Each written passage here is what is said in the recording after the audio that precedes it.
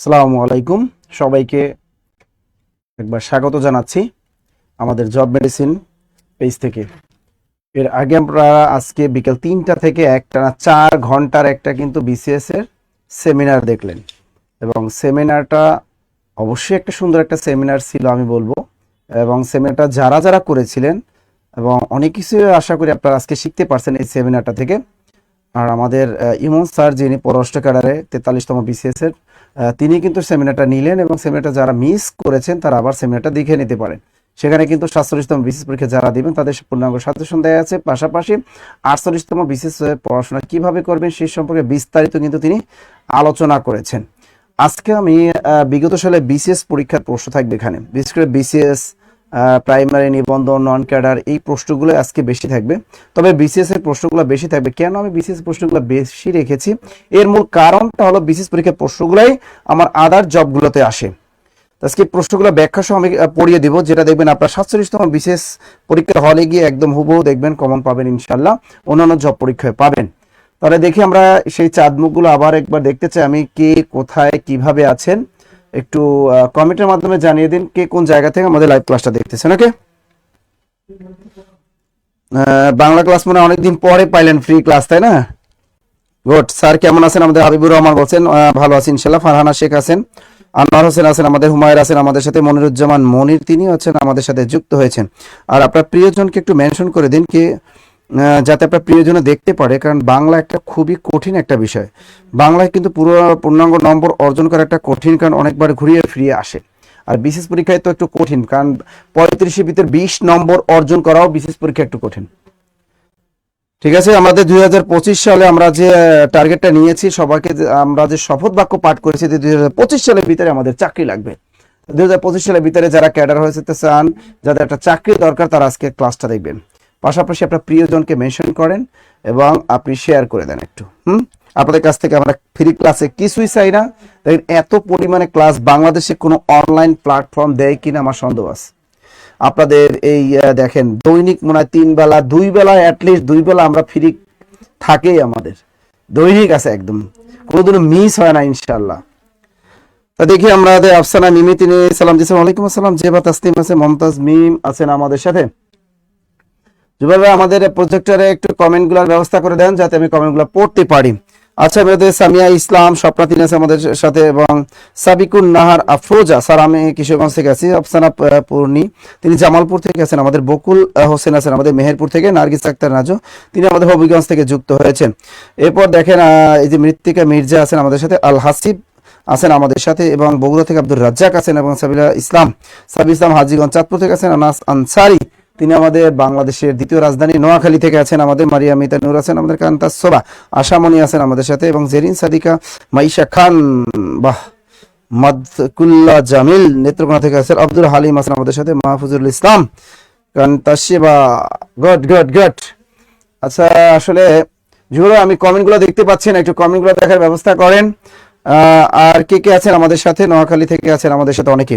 মৃদু হাসি আমাদের সাথে, অনেকজন স্টুডেন্ট যুক্ত হয়েছে। আজকে আমরা ঝাঁকানাকা অনেক গুরুত্বপূর্ণ ক্লাস করব, এবং যে খুব দ্রুত স্পিডে দৌড়াবো যাতে আমরা প্রচুর পরিমাণে প্রশ্ন সলভ করতে পারি এবং ব্যাখ্যা সহ সলভ যাতে করতে পারি। প্রথমে আমরা বিশেষ পরীক্ষার প্রশ্নগুলো লিটারেচার থেকে ধরেছি, কারণ প্রাইমারি পরীক্ষায় লিটারেচার আছে, নিবন্ধনে লিটারেচার আসে, এবং লিটারেচার 10 থেকে 20 জব পরীক্ষায় লিটারেচার পেয়েছে, নন কার্ডের পরীক্ষায় লিটারেচার আসে। এবং আমরা দেখা যায় ব্যাকরণ টুকটাক পারি, কিন্তু আমরা কটটাই খেয়ে যাই। শুধু কোথায় আমরা লিটারেচারে কট খাই, তাই লিটারেচার যাতে কট না খাওয়া লাগে এই জন্যই কিন্তু আজকের আয়োজনটা কিন্তু সেজন্যই আনতে। ঠিক আছে স্যার, আমি ভোলা লালমোহন থেকে আছি। তাসপিয়া আফরোজ, আমাদের কুলসুম খাতুন আছে আমাদের, সুখী খান আছেন আমাদের সাথে, নরিন নাসরিন আছেন আমাদের সাথে, মারিয়া হোসেন আছেন আমাদের সাথে, সোনিয়া ইসলাম সোনিয়া আছেন, আফসানা মিমি আছেন আমাদের সাথে, সুমাইয়া হাসান আছেন আমাদের সাথে, আরিফা আক্তার, সুমানা কারণ তিনি যশোর থেকে আছেন, ইচ্ছে জান জুই সালাম দিয়েছে, ওয়ালাইকুম আসসালাম। আমি প্রায় রেগুলার বাজি স্টুডেন্ট, এবং রাবেয়া খাতুন মিতু আছেন নরসিংদী থেকে, রাবেয়া সুলতানা, তারপর কি কৃষ্ণ গোলদার। স্যার আজ প্রাইমারি ফাউন্ডেশন কোর্সে ক্লাস ছিল 8টা 30 মিনিটে। আজকে কোনো ক্লাস তো ছিল। তাসনিয়া সুলতান আছেন আমাদের সাথে, খান, সীমা, ওরে বাবার অনেক আছে, প্রোটোকলতে সোনিয়া ইসলাম বা। আচ্ছা, এবার আমরা উত্তরটা দেখতে চাচ্ছি। জুবাল ভাই আমার কমেন্ট পড়ার ব্যবস্থা করেন। আচ্ছা দেখেন এখানে কি বলা হলো, দেখুন চণ্ডী মঙ্গল কাব্যের উপাস্য চণ্ডী কার স্ত্রী? এই প্রশ্নের উত্তরটা জানতে হলে আমাকে জানতে হবে আচ্ছা কার স্ত্রী, কি জগন্নাথ, বিষ্ণু, প্রজাপতি নাকি শিব? উত্তরটা ঝটপট উত্তরটা করতে হবে আমাদেরকে, কিন্তু একটু ঝটপট উত্তরটা করতে হবে। দেখি উত্তরটা কে কে বলছেন দেখি। আমাদের অমিত শাহ, সুকেশ দাস, তাতে আজকে প্রাইম ফাউন্ডেশন ক্লাস হবে না। তাবাসসুম, তাসকিয়া, সাবিনা, রুনা, দ্রুত বলো এটা উত্তরটা বলো। চণ্ডীমঙ্গলকে চণ্ডী কার স্ত্রী? এ চণ্ডী কার বউ? স্ত্রী যদি না বুঝেন বাংলায় বলেন এ কার বউ? এটা কোন কার বউ? কার বউ? দ্রুত বলেন। শিব। এই যে সোনিয়া ইসলাম সোনিয়া, তিনি বলছেন স্যার শিবের স্ত্রী। কার স্ত্রী? শিবের স্ত্রী। গুড। এই যে দেখেন শিবের স্ত্রী। এখন শিবের স্ত্রী কি, এখন যদি কোনো পরীক্ষা যদি এটা ধরে যে চণ্ডীমঙ্গল কাব্যে চণ্ডী কার স্ত্রী, আর একটা পরীক্ষা আসে যেন পারেন। এখন দেখেন শিবের স্ত্রী খালি দেবী চণ্ডী না, আরো শিবের স্ত্রী আছে। কে কে জানেন? পার্বতী, পার্বতী আছে, আছে না? অন্নদা দেবী আছে, অন্নদা দেবী আছে। আরো কে আছে? বাসুলি দেবী, বাসুলি দেবী আছে। আর কে আছেন বলতে পারেন? দেবী দুর্গা, দুর্গা। এই যে এবার আরো আছে কালী দেবী, কালী দেবী। তাহলে এই যে দেখেন শিবের স্ত্রীদের নামগুলো মনে রাখতে হবে। এই যে দেবী চণ্ডী, অন্নদা দেবী, পার্বতী, বাসুলি দেবী, দুর্গা দেবী, কালী দেবী, এরাও কিন্তু শিবের স্ত্রী। অর্থাৎ একই দেবীর কয়েকটা রূপ, একই দেবীর কয়েকটা রূপ, একই দেবীর কি কয়েকটা রূপ। তাহলে দেখেন এটা যদি আমরা পারি তাহলে কিন্তু দেখেন, মনে করেন একটা বিশেষ পরীক্ষায় 47 বা 48 একটু ঘুরিয়ে দিল যে চণ্ডীমঙ্গল না দিয়ে দিল পার্বতী কার স্ত্রী, দিয়ে দিল অন্নদা দেবী কার স্ত্রী, দিয়ে দিল বাসুরি দেবী কার স্ত্রী, দুর্গা দেবী কার স্ত্রী, কালী দেবী কার স্ত্রী। এটা জেনে রাখা ভালো, যারা আমরা মুসলমান আছি তারা হয়তো জানি না যে শিবের স্ত্রীদের নামগুলা মনে থাকে যেন। তেমনি দেখেন চণ্ডীও কিন্তু স্ত্রী, চণ্ডী দেবীও কার স্ত্রী? এই শিবের স্ত্রী। ক্লিয়ার সবাই? মনে থাকবে তো? শিবের কয়জন বউ ছিল? কয় জন না, এটা হলো একই দেবীর কয়েকটা রূপ, একই দেবীর কয়েকটা কি, একই দেবীর কয়েকটা রূপ। মনে থাকবে একই দেবীর কি কয়েকটা রূপ। ওকে, আচ্ছা যাই হোক, আপনারা মোটামুটি সবাই পারছেন।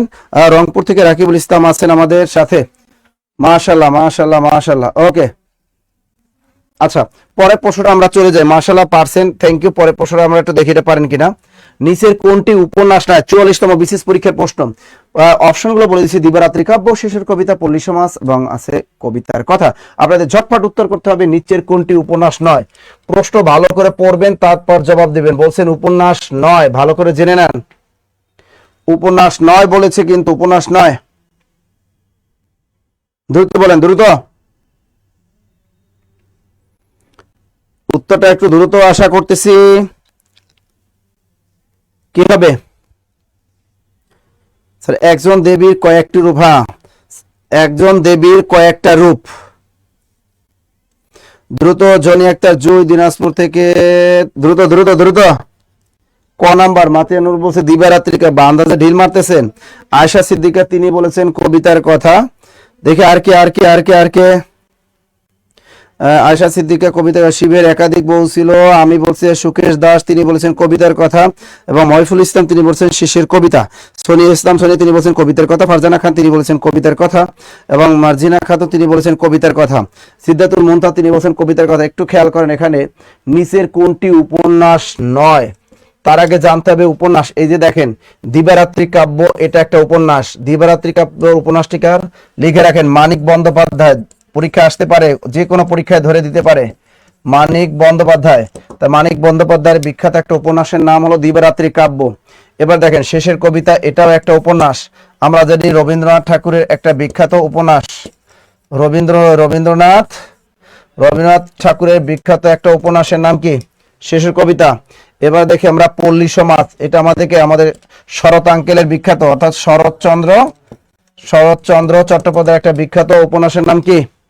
পল্লী সমাজ। শরৎচন্দ্র চট্টোপাধ্যায়ের বিখ্যাত একটা উপন্যাসের নাম পল্লী সমাজ। একটু অফিস থেকে কাউকে ডাক দাও তো আমাদের। ক্লিয়ার? তাহলে এবার দেখেন কবিতার কথা। দেখেন আমরা তিনটে উপন্যাস পাইলে। দিবারাত্রি কাব্য উপন্যাসটিকার মানিক বন্দ্যোপাধ্যায়, রবীন্দ্রনাথ ঠাকুর বিখ্যাত উপন্যাসটিকার এই শেষের কবিতা, পল্লী সমাজ বিখ্যাত উপন্যাসটির রচয়িতাকে শরৎচন্দ্র চট্টোপাধ্যায়। এখানে বলছে নিচের কোনটি উপন্যাস নয়। তাহলে দিবারাত্রি কাব্য এটা উপন্যাস, শেষের কবিতা এটাও একটা উপন্যাস, পল্লী সমাজ এটা একটা উপন্যাস। তাহলে কবিতার কথা কি? কবিতার কথা হলো বিখ্যাত একটা প্রবন্ধ। কবিতার কথা কি? এটা হলো বিখ্যাত একটা প্রবন্ধ। এখন পরীক্ষায় প্রশ্ন আসতে পারে, আবার কোনো বিশেষ পরীক্ষা বা কোনো প্রাইমারি বা নিবন্ধন বা 10 থেকে 20তম গ্রেডের কোনো জব পরীক্ষা ধরতে পারে যে কবিতার কথা এই প্রবন্ধটির রচয়িতাকে, কোনো কমেন্ট করতে পারতেছে না, কবিতার কথা প্রবন্ধটির রচয়িতাকে। এবার আপনাদের বলতে হবে যে কবিতার কথা প্রবন্ধটি রচয়িতাকে, লিখে রাখেন কবিতার কথা, কবিতার কথা এই নামে প্রবন্ধ লিখেছেন কিন্তু দুইজন ব্যক্তি একই নামে লিখছেন। এক হলো আমাদের জীবনানন্দ দাশ, লিখে রাখেন জীবনানন্দ দাস, একজন হলো জীবনানন্দ দাস, আরো একজন লিখছেন বলতে পারবেন এই কবিতার কথা, একজন হলো সৈয়দ আলী আহসান, আর একজন লিখছেন সৈয়দ আলী আহসান, মনে থাকে জানো সৈয়দ আলী আহসান। যারা এবার বিশেষ পরীক্ষা দিবেন, এটা কিন্তু আমরা মডেল টেস্টে প্রশ্ন কিন্তু আমি দিয়েছিলাম, এটা যে কবিতার কথা প্রবন্ধটির রচয়িতাকে, ক্রিটিক্যাল প্রশ্ন করেছিলাম কিন্তু কবিতার কথা প্রবন্ধটির রচয়িতা জীবনানন্দ দাস। অপশনে জীবনানন্দ দাস ছিল না, ছিল কি সৈয়দ আলী আহসান। অনেকে ভুল করেছেন, তা মনে থাকবেন যদি পরীক্ষাটা আসে যে কবিতার কথা প্রবন্ধটির রচয়িতাকে, উত্তরটা হবে কি জীবনানন্দ দাস। অপশনে জীবনানন্দ দাস না থাকলে আপনি সৈয়দ আলী আহসানে টিক দিয়ে চলে আসবেন। ক্লিয়ার? মনে থাকবে তো? মনে থাকবে থাকবে থাকবে থাকবে ওকে ওকে ওকে ওকে। স্যার বোর্ড জুম করেন, দেখা যায় না। জুয়ার ভাই বোর্ড নাকি দেখা যায় না, একটু খেয়াল করেন তো। হ্যাঁ, এই জিনিসটা একটু খেয়াল করেন। কবিতার কথা নামে প্রবন্ধ লিখছে কি জীবনানন্দ দাসও লিখছে, সৈয়দ আলী আহসানও লিখছে। জীবনানন্দ দাসও লিখছে, সৈয়দ আলী আহসানও লিখছে। দ্রুত ক্লিয়ার? সবাই ক্লিয়ার? ওরে বাবা রে, এখনো শেষের কবিতা আমার সামনে আছে। বাহ, সৃজনশীলা শেষের কবিতা সামনে আছে, তাই তো? খেয়াল করেন, প্রশ্ন এমন ভাবে পড়বেন আপনার বিসিএস কভার হবে, 10 থেকে 20তম গ্রেড কভার হবে, নিবন্ধন কভার হবে, প্রাইমারি কভার হবে, সব কভার হয়ে যাবে। এখন দেখেন এই প্রশ্নটা আলোকে আমরা কয়টা প্রশ্ন শিখতে পারলাম একটু দেখেন তো। আমরা প্রথমে নিচের কোনটি উপন্যাস নয়, উত্তরটা পাইলাম কি কবিতার কথা। এখন যদি কোনো বিশেষ বা অন্য কোনো জব পরীক্ষা আসে যে কবিতার কথা কি, আপনি জেনে গেলেন কবিতার কথাটা একটা প্রবন্ধ, আবার জেনে গেলেন কবিতার কথায় প্রবন্ধটা রচয়িতাকে, জেনে গেলেন যে এটা রচয়িতা জীবনানন্দ দাস এবং রচয়িতাকে সৈয়দ আলী আহসান, দুইজন আলাদা ব্যক্তি এবং দুইজন আলাদা বই রচনা করেছেন। ক্লিয়ার? এবার দেখেন পরীক্ষায় প্রশ্ন আসতে পারে এই বিখ্যাত দিবারাত্রি কাব্য উপন্যাসটির রচয়িতাকে, এটা রচয়িতা মানিক বন্দ্যোপাধ্যায়। আসতে পারে শেষের কবিতা কি, এখানে কবিতা তার মানে এটা শেষের কবিতা কিন্তু কবিতা না। শেষের কবিতা কি? শেষের কবিতা হলো একটা বিখ্যাত উপন্যাস, এটা রচয়িতাকে আমাদের রবি ঠাকুর। এবার পল্লী সমাজ বিখ্যাত একটা উপন্যাসকার আমাদের Saratchandra Chattopadhyay. Clear? Clear clear clear clear clear clear clear clear okay. পরে প্রশ্ন,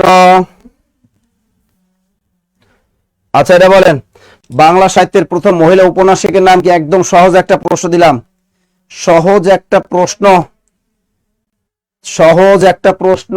বাংলা সাহিত্যের প্রথম মহিলা উপন্যাসিকের নাম কি?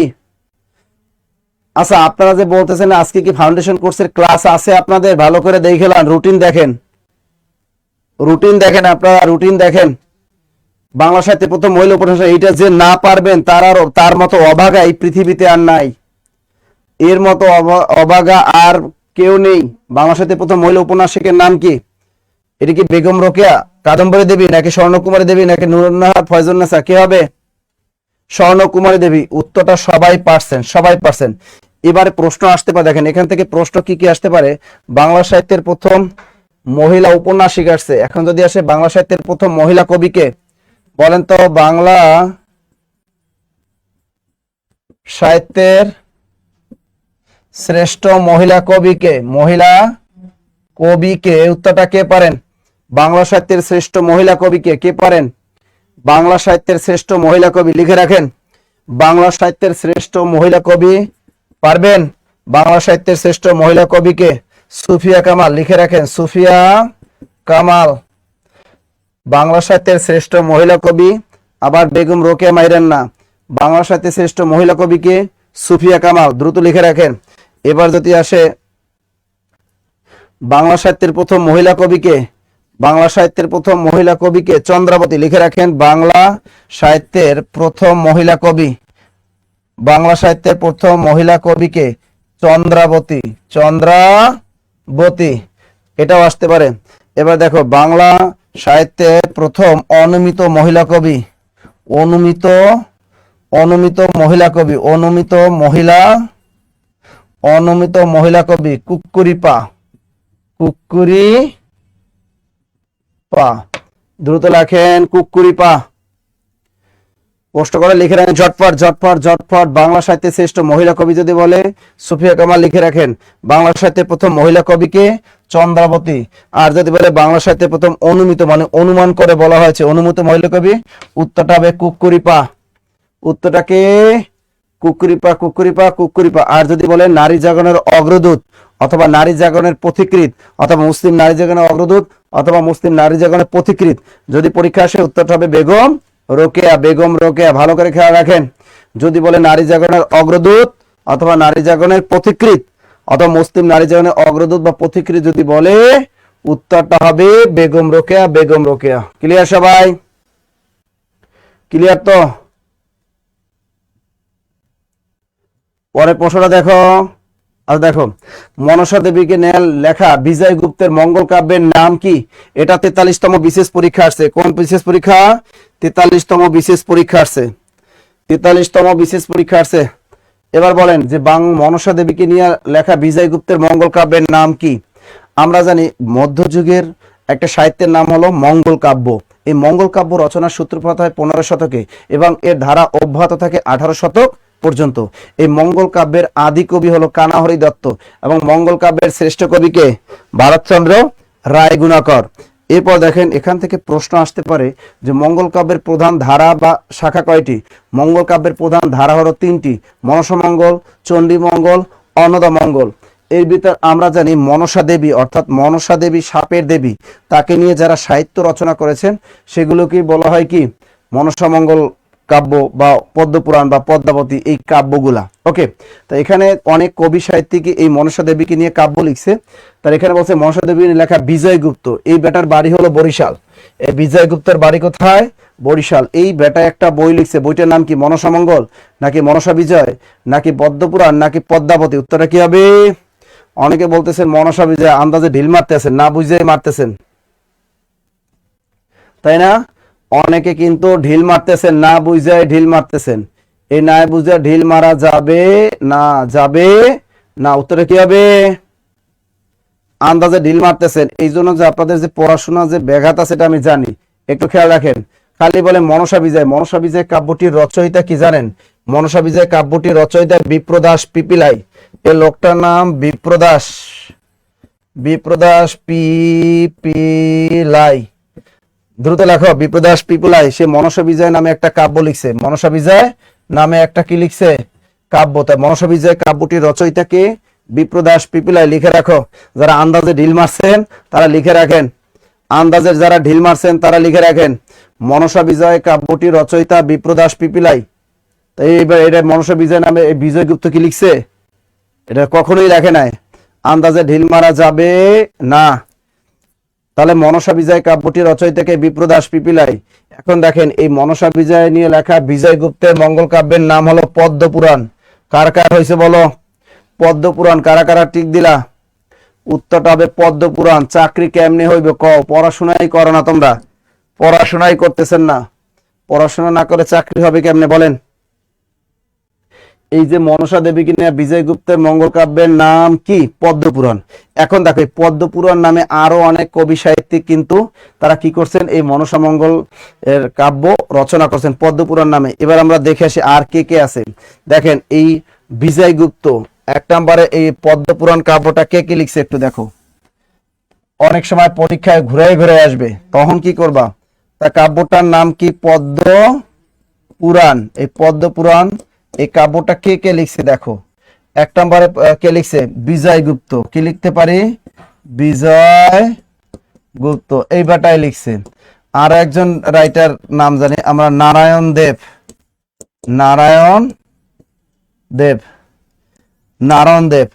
আরেকজন কি লিখছে? বংশী দাস। আরো একজনে লিখছে, ওটার নাম তন্ত্রী বিভূষণ।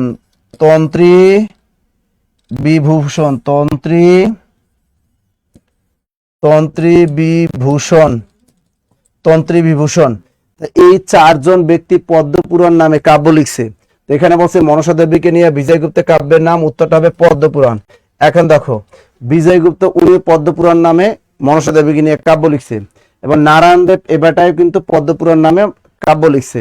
এবার দ্বিজবংশী দাস এ বেটায় এই পদ্মপুরাণ নামে একটা কাব্য লিখছে, এবং তন্ত্রী বিভূষণ উনিও কি করছেন, এই পদ্মপুরাণ নিয়ে একটা কাব্য লিখছে। ক্লিয়ার? সব কটা নাম লিখে রাখো দ্রুত, যারা বিশেষ দিবা কাজে লাগবে, এই প্রশ্নগুলো খুবই কাজে লাগবে। তন্ত্রী বিভূতি, বানানটা আমি লিখে দিই, তন্ত্র বিভূতি, ওনার নাম তন্ত্র বিভূতি। তন্ত্র বিভূতিটা না জানলেও হবে, এটা মনে রাখেন। নারায়ণ দেব ইনিও পদ্মপুরাণ নামে একটা কাব্য লিখছে, দ্বিজবংশী দাস ইনিও একটা লিখছে, বিজয়গুপ্ত ইনিও একটা লিখছে। দ্রুত লেখেন। জুবার ভাই বোর্ডটা ক্লিয়ার না নাকি? বোর্ডটা ঠিক করে দেন। আচ্ছা লিখছেন, দ্রুত লেখা শেষ। আচ্ছা তাহলে আমরা এখান থেকে জানতে পাইলাম। এবার দেখেন এই মনসামঙ্গলে কেতকা পুরাণ নামে একটা কাব্য আছে। এই কেতকা পুরাণ কাব্যটি লিখছে কেতকা দাস ক্ষেমানন্দ। তাহলে মনসা বিজয় কাব্যটি কার? বিপ্রদাস পিপলাই। এবার লেখেন কেতকা পুরাণ, তাহলে কেতকা পুরাণ কাব্যটি কার? কেতকা দাস ক্ষেমানন্দ। কেতকা পুরাণ কাব্যটি কার? কেতকা দাস ক্ষেমানন্দ। নাম কি? কেতকা দাস ক্ষেমানন্দ। কেতকা দাস ক্ষেমানন্দ। দ্রুত লেখেন। কেতকা পুরাণ কাব্যটির রচয়িতাকে? কেতকা পুরাণ কাব্যটির রচয়িতা কেতকা দাস ক্ষেমানন্দ।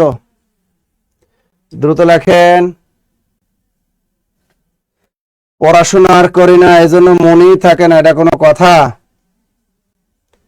পড়াশোনা করেন না এজন্য মনে থাকে না? দ্রুত লেখেন, দ্রুত।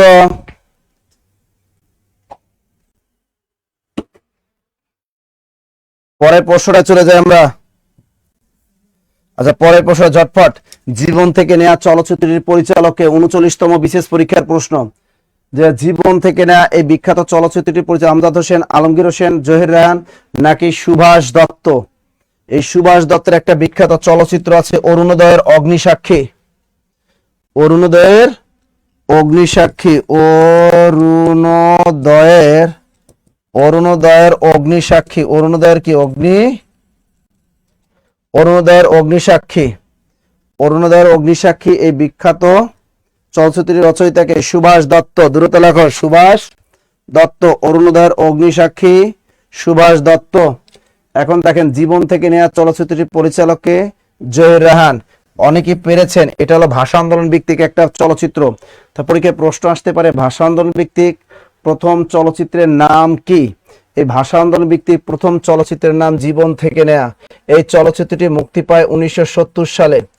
চলচ্চিত্রটি মুক্তি পায় 1970 সালে। এই চলচ্চিত্রে প্রথম জাতীয় সঙ্গীত বাজানো হয়।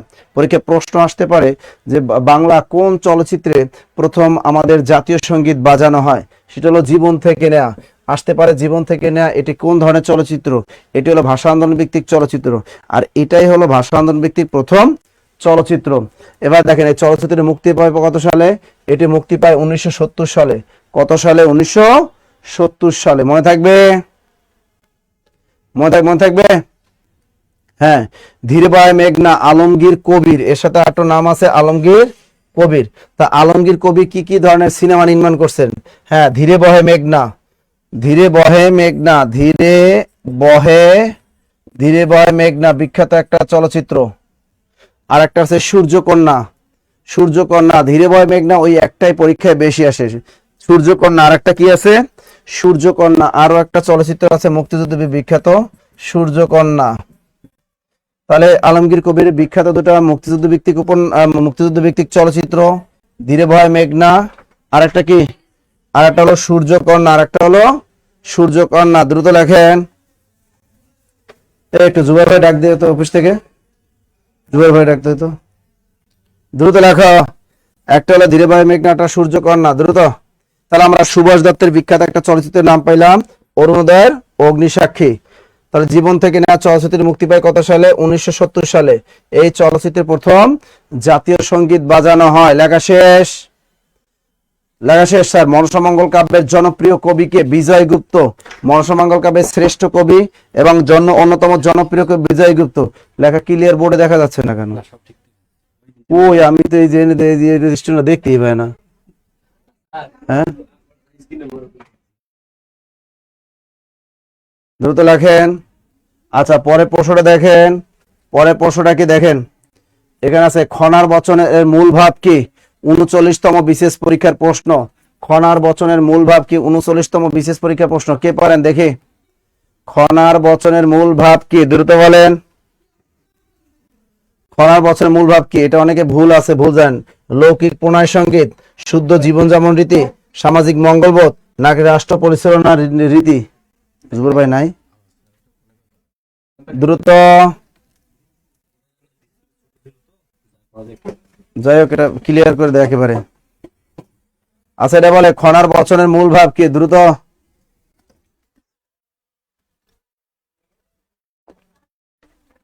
পানি পাঠিয়ে দে।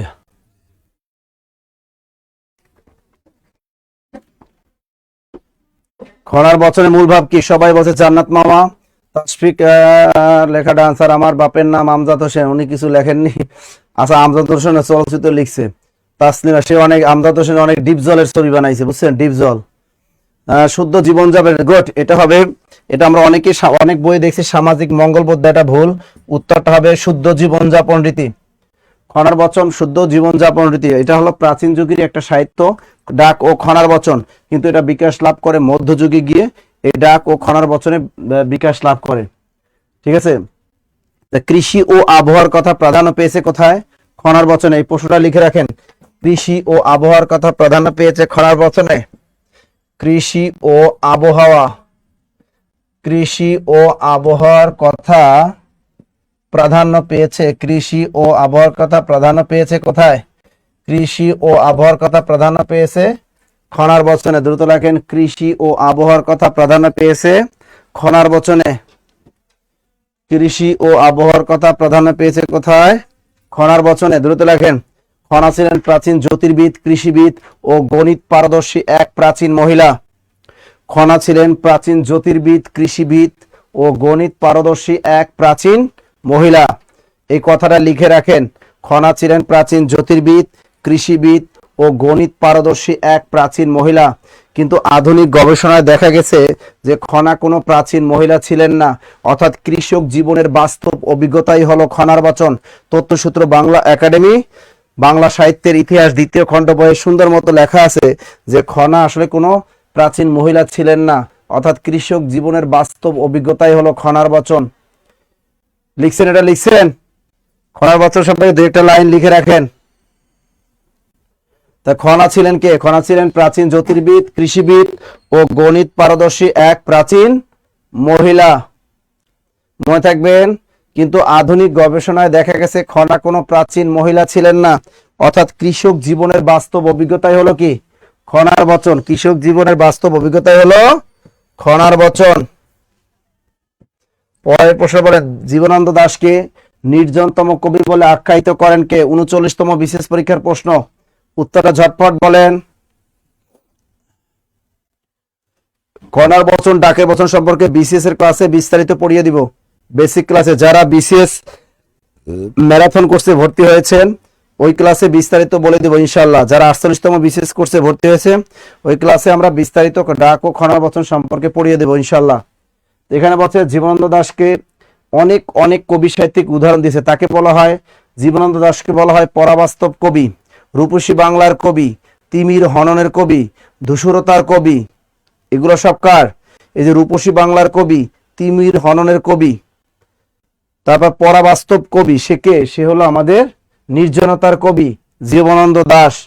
তাকে নির্জনতার কবি বলে আখ্যায়িত করেন কে? বিষ্ণুদেব বুদ্ধদেব বসু। অলরেডি সবাই বলে ফেলেছেন sir Buddhadeb Basu, Buddhadeb Basu. Thank you. Sonia Islam, Ayesha Siddika, Mohammad Asaduzzaman, সবাই বলছেন বুদ্ধদেব বসু। উত্তরটা সঠিক হয়েছে, সঠিক হয়েছে। যারা উত্তরটা বুদ্ধদেব বসু বলেছেন তাদেরকে অসংখ্য ধন্যবাদ, অসংখ্য ধন্যবাদ। পরের প্রশ্নটা আমরা একটু দেখি। ওয়াও, এবার দেখেন বাদনহারা কাজী নজরুল ইসলামের কোন ধরনের রচনা? 39তম বিশেষ পরীক্ষার প্রশ্ন। বাঁধনহারা কাজী নজরুল ইসলামের কোন ধরনের রচনা? অর্থাৎ এটা কি একটা বাঁধনহারাটা কি ভ্রমণ কাহিনী, নাকি এটা একটা উপন্যাস, নাকি এটা একটা নাটক, নাকি এটা একটা কবিতা? বাঁধনহারা কি বলো, দ্রুত বলো, টাস টাস উত্তর দিতে হবে।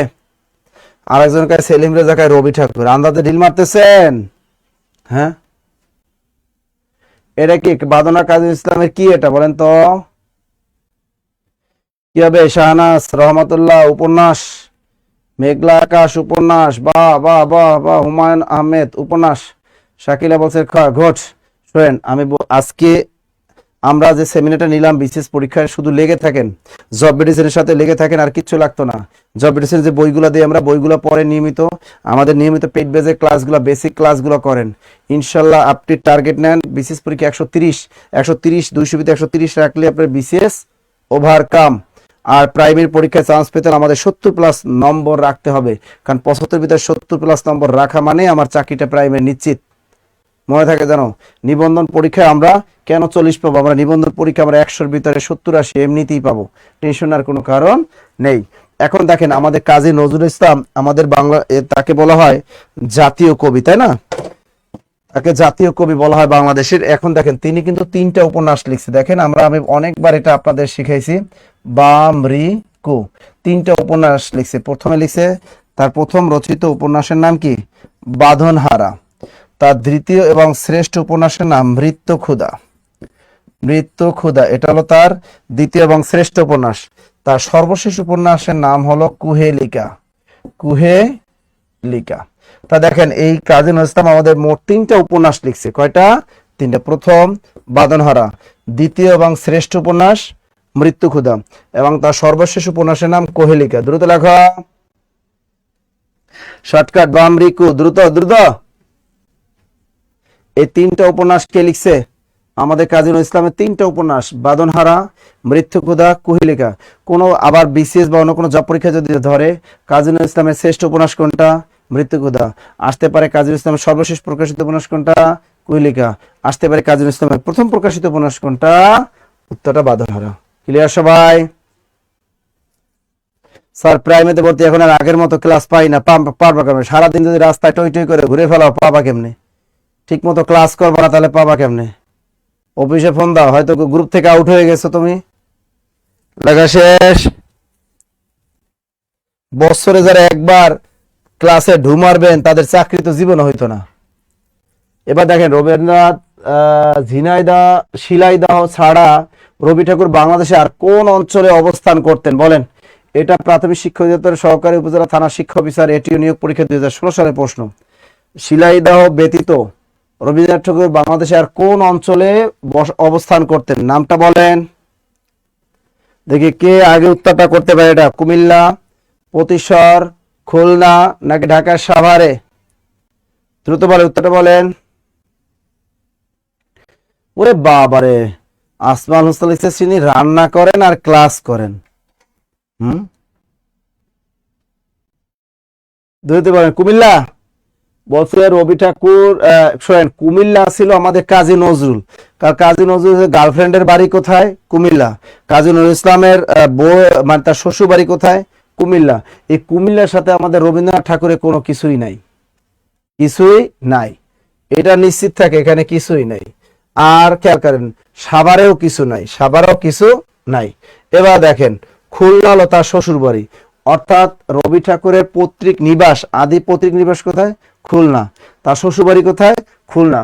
কিন্তু খুলনা এসে তিনি তো আর থাকেন নাই, সেখানে তো আর থাকেন না। এখানে বলছে যে শিলাইদহ অর্থাৎ কুষ্টিয়ার শিলাইদহ ছাড়া রবি ঠাকুর বাংলাদেশে কোন অঞ্চলে অবস্থান করতেন, অর্থাৎ সেখানে থাকতেন? উত্তরটা হলে প্রতিশর, নওগাঁ। প্রতিশর, প্রতিশর, প্রতিশর, এটা প্রতিশর। পারলেন না, মান সম্মান কিচ্ছু নাই। প্রতিশর, আত্রাই, নওগাঁ। প্রতিশর, আত্রাই, নওগাঁ, এখানে তিনি বসবাস করতেন। উত্তর হবে প্রতিশর। দ্রুত লেখেন, প্রতিশর, নওগাঁ। হ্যাঁ, শাহজাদপুরও আছে, সিরাজগঞ্জের শাহজাদপুরও আছে, সিরাজগঞ্জের শাহজাদপুর, প্রতিশর, নওগাঁ। দেখেন আপনাদের চাকরি হইব কেমনে? পারেন না। এই পোস্টটাই মনে করেন প্রাইমারি পরীক্ষা দিল, এই পোস্টটাই বিসিএস পরীক্ষা দিল, এই পোস্টটাই নিবন্ধন দিল, এই পোস্টটাই 10 থেকে 20 কেটে দিল, কিন্তু আপনার তো পারেনি না, পড়েনি না, বাসায় বসে বসে সারাদিন যে কি করেন আল্লাহ জানে। সারাদিন মোবাইলে খালি ওই ছেলেরা কি করে উড়াদুরা ড্যান্স দেখে, মাইয়াদের কোমর দুলে না টিকটক দেখে। আর মেয়েগুলা ইদানিং খালি ফেসবুকে বসে বসে কি করে, এরা খালি ড্রেস অর্ডার করে, কোথায় লিপস্টিক আছে, কোথায় গান আছে, টিকটক বানায়, এরা পড়াশোনাই করে না। এই প্রশ্নের উত্তরটা কি কঠিন ছিল নাকি? সিলাই দেশারা কোথায় থাকে, একজন কয় সাভারে থাকতো, কেউ কয় খুলনায় থাকতো, কেউ কয় কুমিল্লায় থাকতো, আন্দাজে সব ঢিল মারতেছে, একটু পড়াশোনা করে না। এই পড়াশোনা করেন না কেন কোন তো? চাকরি কি এমনি এমনি হইব? সব এমনি এমনি চাকরি হইব? বিশেষ করে এমনি এমনি হইবেন? প্রাইমারি একটা ছোট্ট একটা চাকরি, তাই এমনি এমনি হবে? পড়াশোনা করতে হবে, পড়াশোনা করতে হবে। বেসিক ক্লাসের দিকে নজর দেন। বাবা মার টাকার কত খরচ করবেন কোন? কষ্ট করে বাবা মা কি করছেন জানেন? বাবা মা আপনার পড়াশোনা করে সেই ছোটবেলা থেকে। এরপর আপনি কি হাজবেন্ড, অনেকে মেয়েদের বিবাহিত আছেন, তার হাজবেন্ড পড়াইতেছে কত কষ্ট করে, দিন রাত 24 ঘন্টা মাঠে ঘাটে পরিশ্রম করে পুরুষ মানুষ, আপনাকে পড়াশোনা করেছে। কারণ আপনি বাসায় বসে পড়েন, আপনি বাসায় বসে কি করেন? টিকটক দেখেন, বাসায় বসে মোবাইল চালান। তাহলে কি লাভ আছে? কোনো লাভ আছে? বলেন। মুক্তিযুদ্ধ ভিত্তিক চলচ্চিত্র কোনটি? এটিও পরীক্ষা আছে। মুক্তিযুদ্ধ ভিত্তিক চলচ্চিত্র কোনটি? ময়নামতি, পথের পাঁচালী, গেরিলা নাকি নয়নময়? দ্রুত দ্রুত দ্রুত দ্রুত দ্রুত দ্রুত। ওরে আর একজনকে খালি কিশোরী কিশোরী, মানে এদের যে কি যে অবস্থা। হ্যাঁ, আপনার সময় পান কখন ভাই? পড়াশুনো করেন, পড়তে পড়তে ওই যে টেবিলে বসবেন ওই টেবিলে পড়তে পড়তে ওই নিয়ে ঘুমাইবেন। আজকে আমি একটা ছবি পোস্ট করছি, দেখেন না? পড়তে পড়তে আমি কি করতাম, ঘুমাই যেতাম লাইব্রেরিতে। তারপর আইসা আবার মাইয়ের আইসা আবার ছবি তুলতে, ফ্রেন্ডরা এসে ছবি তুলতে, নাসির কি সুন্দর ঘুমাইতেছে, আর আপনার পড়েন না। মুক্তিযুদ্ধ ভিত্তিক চলচ্চিত্র কোনটা? দ্রুত করে, এটা না পারলে তো হবে না। আমাদের বাংলা সিনেমার একটা চরম একটা নায়িকা আছে জয়া আহসান, বাংলাদেশে একটা শরীয় মোতাবেক অভিনয় করে। সে নায়িকাটার নাম কি? জয়া আহসান। এই জয়া আহসানের একটা বিখ্যাত চলচ্চিত্র কোনটি? গেরিলা। এই গেরিলা সিনেমার জন্য জয়া আহসান কি পাইছেন? তিনি কিন্তু জাতীয় চলচ্চিত্র পুরস্কারও পেয়েছেন, এবং শতাব্দী অদ্ভুত ভিলেন চরিত্রের জন্য তিনি এই সিনেমার জাতীয় চলচ্চিত্র পুরস্কার পেয়েছেন। সেই চলচ্চিত্রের নাম গেরিলা। আসতে পারে গেরিলা সিনেমার পরিচালককে? নাসির উদ্দিন ইউসুফ। লিখে রাখেন, নাসির উদ্দিন ইউসুফ। এই নাসির উদ্দিন ইউসুফ কি করছে? এই গেরিলা সিনেমাটি নির্মাণ করছেন। দ্রুত লেখেন, দ্রুত দ্রুত দ্রুত। তাহলে এই যে দেখেন নাসির উদ্দিন ইউসুফ, তিনি কি করছেন? এই গেরিলা ছবিটি নির্মাণ করছেন। দ্রুত দ্রুত দ্রুত দ্রুত।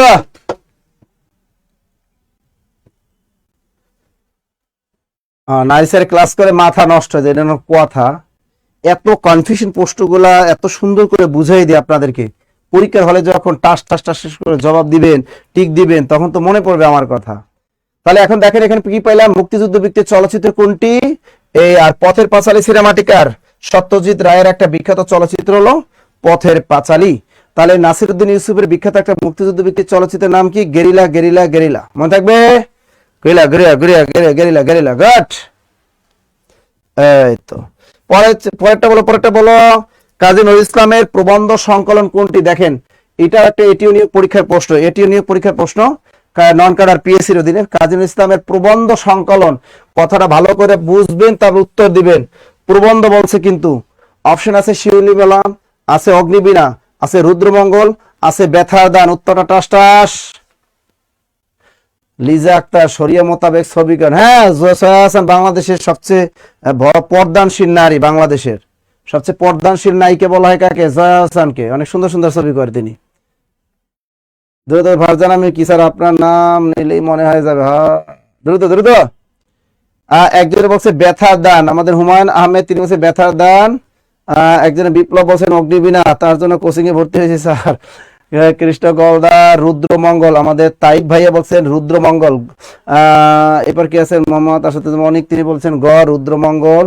রোশনি খাতুন রুদ্রমঙ্গল। হৃদয় চন্দ্রদেব, তিনি কইছে ব্যথার দান। শেষের কবিতা, তিনি বলছেন রুদ্রমঙ্গল। কামাল উদ্দিন গ গ গ গ। সোনিয়া ইসলাম ব্যথার দান। ফৌজিয়া আফরিন ঐশী। এই যে তাসনিয়া শফিক। আচ্ছা, একটু খেয়াল করেন এখানে এই শিউলিমালা, এই শিউলিমালা আর একটা হলো কি? ব্যথার দান। শিউলিমালা আর একটা কি? শিউলিমালা আর একটা হলো ব্যথার দান। এই দুইটা হলো বিখ্যাত গল্প। হ্যালো, হ্যাঁ হ্যাঁ, বিখ্যাত গল্প দুইটা কার? শিউলিমালা। বিখ্যাত গল্প দুইটা কার? একটা হলো শিউলিমালা, আটা ব্যথার দান, এটা হলো বিখ্যাত গল্প। এই দুইটা কি? এই দুইটা হলো বিখ্যাত গল্প কার? আমাদের কাজী নজরুল ইসলাম। শিউলিমালা, ব্যথার দান, দ্রুত লেখেন। এই দুইটা হলো গল্প, এই দুইটা তো আমি বললেই দিলাম। শিউলিমালা, আর একটা আছে রিক্তের বেদন, আর একটা কি আছে? রিক্তের বেদন, আর একটা আছে রিক্তের বেদন, রসকেরি রিক্তের বেদন। এই তিনটা বিখ্যাত গল্পের রচয়িতাকে আমাদের কাজী নজরুল ইসলাম। মনে থাকে জানো? রিক্তের বেদন, শিউলিমালা, ব্যথার দান। ব্যথার দান, শিউলিমালা, রিক্তের বেদন, এই তিনটা গল্পের রচয়িতাকে আমাদের কাজী নজরুল ইসলাম। এবার দেখো অগ্নিবীণা, এটা হলো একটা বিখ্যাত কাব্য। অগ্নিবীণা কাব্যটা রচয়িতাকে, এই কাব্যটা রচয়িতা কাজী নজরুল। কিন্তু পরীক্ষায় আসছে কাজী নজরুল ইসলামের প্রবন্ধ সংকলন কোনটি? সুতরাং এখানে একটা আছে গ, এই রুদ্রমঙ্গল, এইটা হলো তার প্রবন্ধ। দ্রুত লেখে রুদ্রমঙ্গল, যুগবাণী। রুদ্রমঙ্গল আরটা কি? যুগবাণী, দ্রুত লেখেন। রুদ্রমঙ্গল, আট হলো যুগবাণী। রাজবন্দির জবানবন্দি, রুদ্রমঙ্গল, আরো একটা লেখেন যুগবাণী। রুদ্রমঙ্গল আর একটা, তার প্রবন্ধ নাম কি? যুগবাণী। আরটা লেখেন রাজবন্দির জবানবন্দি। এগুলো হলো তার বিখ্যাত প্রবন্ধ। লিখছেন? দ্রুত দ্রুত দ্রুত দ্রুত দ্রুত লেখা শেষ? তা দেখেন আপনার আন্দাজে খেলে ঢিল মারতেছেন, পড়াশোনা কম করেন, বোঝাই গেছে। তা কাজী নজরুল ইসলামের গল্প তিনটা, বিখ্যাত গল্প তিনটার নাম কি? শিউলিমালা, রিক্তের বেদন, আর একটা কি? ব্যথার দান। এবার দেখেন কাজী নজরুল ইসলামের বিখ্যাত প্রবন্ধের নাম রুদ্রমঙ্গল, যুগবাণী, আর রাজবন্দির জবানবন্দি। আর অগ্নিবীণা হলো কাজী নজরুল ইসলামের একটা বিখ্যাত কাব্য। ক্লিয়ার? পরের প্রশ্নটা বলো ভাইয়ারা। স্বাধীন, একটা সহজ একটা প্রশ্ন দিছি। স্বাধীন শব্দটি সন্ধি বিচ্ছেদ কোনটি হবে? এর চেয়ে সহজ আর কোনো নাই। দ্রুত বলেন। স্বাধীন, একটু খেয়াল করেন, কোন শব্দের নিচে যদি ব ফলা থাকে, একটা নিয়ম পড়ায় সন্ধির, কোন বর্ণের নিচে ব থাকলে, ব মানে বফলা, কোন বর্ণের নিচে বফলা থাকলে কি হবে? কোন বর্ণের নিচে বফলা থাকলে তার পরিবর্তে রস্যকার হবে। কোন বর্ণের নিচে বফলা থাকলে তার পরিবর্তে কি হবে? রস্যকার হবে। কোন বর্ণের নিচে বফলা থাকলে তার পরিবর্তে কি হবে? রস্যকার হবে। যেমন আমাদের পরীক্ষা আসতে পারে অন্বেষণ, এর সন্ধি বিচ্ছেদ কি? এই যে নয় নিচে বফলা আছে, এর পরিবর্তে হবে অদন্ত রস্যকার। অনুযোগ, এই একার লিখবেন একার, এই লেখেন মূর্ধন্যস্ব, এই লেখেন মূর্ধন্য ন। এসন যা আছে তাই। পরীক্ষা আসতে পারে মনন্তর, ম নয় নিচে বফলা, নয়তন্তর মনন্তর, নয় নিচে বফলা আছে, হয়ে যাবে মনু। মনু আমাদের কই থাকে? মনু আমাদের অন্তরে থাকে, মনন্তর। লিখছেন? আবার অনেকের গার্লফ্রেন্ডের নাম আছে তন্নি, এই হলো তন্নি। দেখেন ন নিচে বফলা, তাহলে কি হবে? ত দন্ত নরস, তনুযোগ, এই দীর্ঘইকার লিখে দেন দীর্ঘই। দ্রুত লেখেন। তাহলে কোন বর্ণের নিচে যদি ব ফলা থাকে তার পরিবর্তে রস্যকার হবে। সূত্রটা লিখে রাখেন, সূত্রটা লিখে রাখেন। এটা সন্ধির একটা নিয়ম, কোন বর্ণের নিচে ব ফলা থাকলে তার পরিবর্তে রস্যকার দিতে হয়। কিন্তু এই নিয়মের ব্যতিক্রম আছে। এই নিয়মের কি? এই নিয়মের ব্যতিক্রম। দেখো এই নিয়মের ব্যতিক্রম হলো কি? ব্যতিক্রম হলো স্বাধিকার। স্বাধিকার, এখানে স্বাধিকারের সন্ধি বিচ্ছেদ কি? দন্তস্বর নিচে বফলা থাকবে, কোনো চেঞ্জ হবে না। সযোগ অধিকার সমান সমান স্বাধিকার। একটু খেয়াল রাখো, দন্তস্বর নিচে বফলা, এই স মানে কি? নিজ, স মানে নিজ। আর দন্তস্বর স মানে অর্থ হলো সহ। স্বাধিকার মানে নিজের অধীনে থাকা, তার সযোগ অধিকার সমান সমান কি? স্বাধিকার। আর একটা দেখো পরীক্ষা আসতে পারে স্বাধীন। স্বাধীন, এখানে বফলা আছে, এটা কি হবে? সযোগ অধীন, দন্ত শেষে বফলা, সযোগ অধিকের দন্ত না, সযোগ অধীন সমান সমান স্বাধীন। দুটো লাখো স্বাধীন, স্বাধিকার। আর একটা আছে স্বেচ্ছা, তিনটা ব্যতিক্রম। আর একটা আছে স্বেচ্ছা। স্বেচ্ছা মানে কি? নিজের ইচ্ছা যেটা করা হয়। তার দন্তস্বর নিচে বফলা, সযোগ ইচ্ছা। সযোগ ইচ্ছা সমান সমান স্বেচ্ছাদ। তাহলে কোন বর্ণের নিচে যদি আমরা বফলা দেখি, কোন বর্ণের নিচে বফলা দেখলে ওটার পরিবর্তে আমরা রস্যকার বসিয়ে দিব। আর ওই নিয়মের ব্যতিক্রম 3টা উদাহরণ আছে, মুখস্থ করবেন। সেটা হলো স্বাধীন সহযোগ অধীন, আরটা স্বাধিকার সহযোগ অধিকার, আরটা স্বেচ্ছা সহযোগ ইচ্ছা। আমাদের পরীক্ষা আসছে স্বাধীনের সন্ধি বিচ্ছেদ কি? উত্তরটা হবে সহযোগ সমান সমান স্বাধীন। ক্লিয়ার সবাই? আচ্ছা, এটা ক্লিয়ার কিনা বলো, দ্রুত বলো। ক্লিয়ার সবাই? নিয়মটা ক্লিয়ার? চাকরি অনেক আগে হইতো আপনাদের, বুঝছেন? আপনারা পড়েন না, তাহলে 2024 সালে চাকরিটা হইতো। আর 2025 সালে যদি ডাব্বা খান তাহলে হবে না। অনেকে বলে স্যার বিশেষ সার্কুলার, বিশেষ পড়াশোনা, যারা বিশেষ পড়ে তারা কি নিয়মিতই পড়ে, তারা ফাঁকি দেয় না। যারা প্রাইভেট পরীক্ষা দেয় তারা বলে স্যার সার্কুলার কবে আসবে, মানে তারা মানুষের কাছে জিজ্ঞেস করে। যদি সার্কুলার দেয় তাহলে তারা পড়বে, নাইলে পড়বে না। এই অবস্থা তাদের। স্যার নিবন্ধন সার্কুলার কবে দিবে, তাহলে একটু বই কিনবে, পড়বে, নাইলে পড়বে না। এরকম এখন প্রতিযোগিতা অনেক বেশি, বুঝছেন? প্রতিযোগিতা অনেক বেশি, আপনার পড়াশোনাটা একটু বেশি করতে হবে। লিখছেন? ওকে, পরের প্রশ্নটা আমরা একটু দেখি। বলেন, বাংলা ভাষার মূল উৎস কি? এই প্রশ্নটার উত্তর কে পারেন? বাংলা ভাষার মূল উৎস কি? 17তম শিক্ষক নিবন্ধন কলেজ পর্যায়ে 2022 সালে প্রশ্নটা আসছিল। এই প্রশ্নটার বাজারে অনেক গাইডে দেখছি ভুল দেওয়া। এখানে মূলত এই প্রশ্নের উত্তরটা কি হতে পারে, কে বলতে পারবেন? এই প্রশ্নটা ভুল একটা প্রশ্ন। এই প্রশ্নটা কি? একটা ভুল প্রশ্ন। আমরা জানি যে আর্যরা যে এই ভারতীয় উপমহাদেশে আগমন করে, তা আর্যদের আগমনের পূর্বে এই উপমহাদেশ ভাষাটা কি ছিল? অনার্যদের ভাষা ছিল। কি ছিল? ওইটা ছিল অনার্যদের, অর্থাৎ আর্যদের আগমনের পূর্বে, আর্যদের আগমনের পূর্বের ভাষাটা কি ছিল? পূর্বের ভাষা ছিল এই অনার্য ভাষা। পূর্বের ভাষা ছিল কি? পূর্বের ভাষাটা ছিল অনার্য ভাষা, অর্থাৎ যেটা আর্যদের ভাষা না আর কি, সেটা অনার্য। আর্যরা যখন আগমন ঘটলো, এই আর্যদের ভাষার নাম ছিল প্রাচীন বৈদিক ভাষা। তাহলে আর্যদের ভাষার নাম কি? আর্যদের ভাষার নাম কি? এই আর্যদের ভাষার নামই হলো প্রাচীন বৈদিক ভাষা। প্রাচীন বৈদিক ভাষা। এখন দেখেন আর্যদের ভাষার নাম কি? বৈদিক ভাষা। এই আর্যদের ভাষাটাই আস্তে আস্তে কি হয়, এই আর্যদের ভাষা থেকেই পণ্ডিতগণ পণ্ডিতগণ সংস্কৃত ভাষার জন্ম দেন। তার মানে আর্যদের ভাষা সংস্কার করে পণ্ডিতরা তৈরি করেন কি? এই বৈদিক ভাষাটার সংস্কার করে নাম দেন সংস্কৃত ভাষা। অর্থাৎ বৈদিক ভাষাটা বিবর্তন হয়ে আসলো কি, বা সংস্কার করে তৈরি হলো সংস্কৃত ভাষা। সংস্কৃত ভাষা, তার মানে বৈদিক ভাষা সংস্কার করে তৈরি করা হলো কোনটি? সংস্কৃত ভাষা। কিন্তু সংস্কৃত ভাষাটাতে কিন্তু সাধারণ মানুষের মুখের ভাষা ছিল না, এটা ছিল অভিজাত শ্রেণীর ভাষা। এটা সংস্কৃত ভাষাটা কাদের ছিল? অভিজাত শ্রেণীর ভাষা। আর সাধারণ মানুষদের কথা বলতো, এর ভাষাটা ছিল প্রাকৃত ভাষা। তাহলে অপশনে কিন্তু উত্তর নাই, অপশনে উত্তর নাই। সঠিক উত্তরটা হবে প্রাকৃত ভাষা। প্রাকৃত মানে স্বাভাবিক জনগণের ভাষা। সঠিক উত্তর কোনটা? প্রাকৃত ভাষা।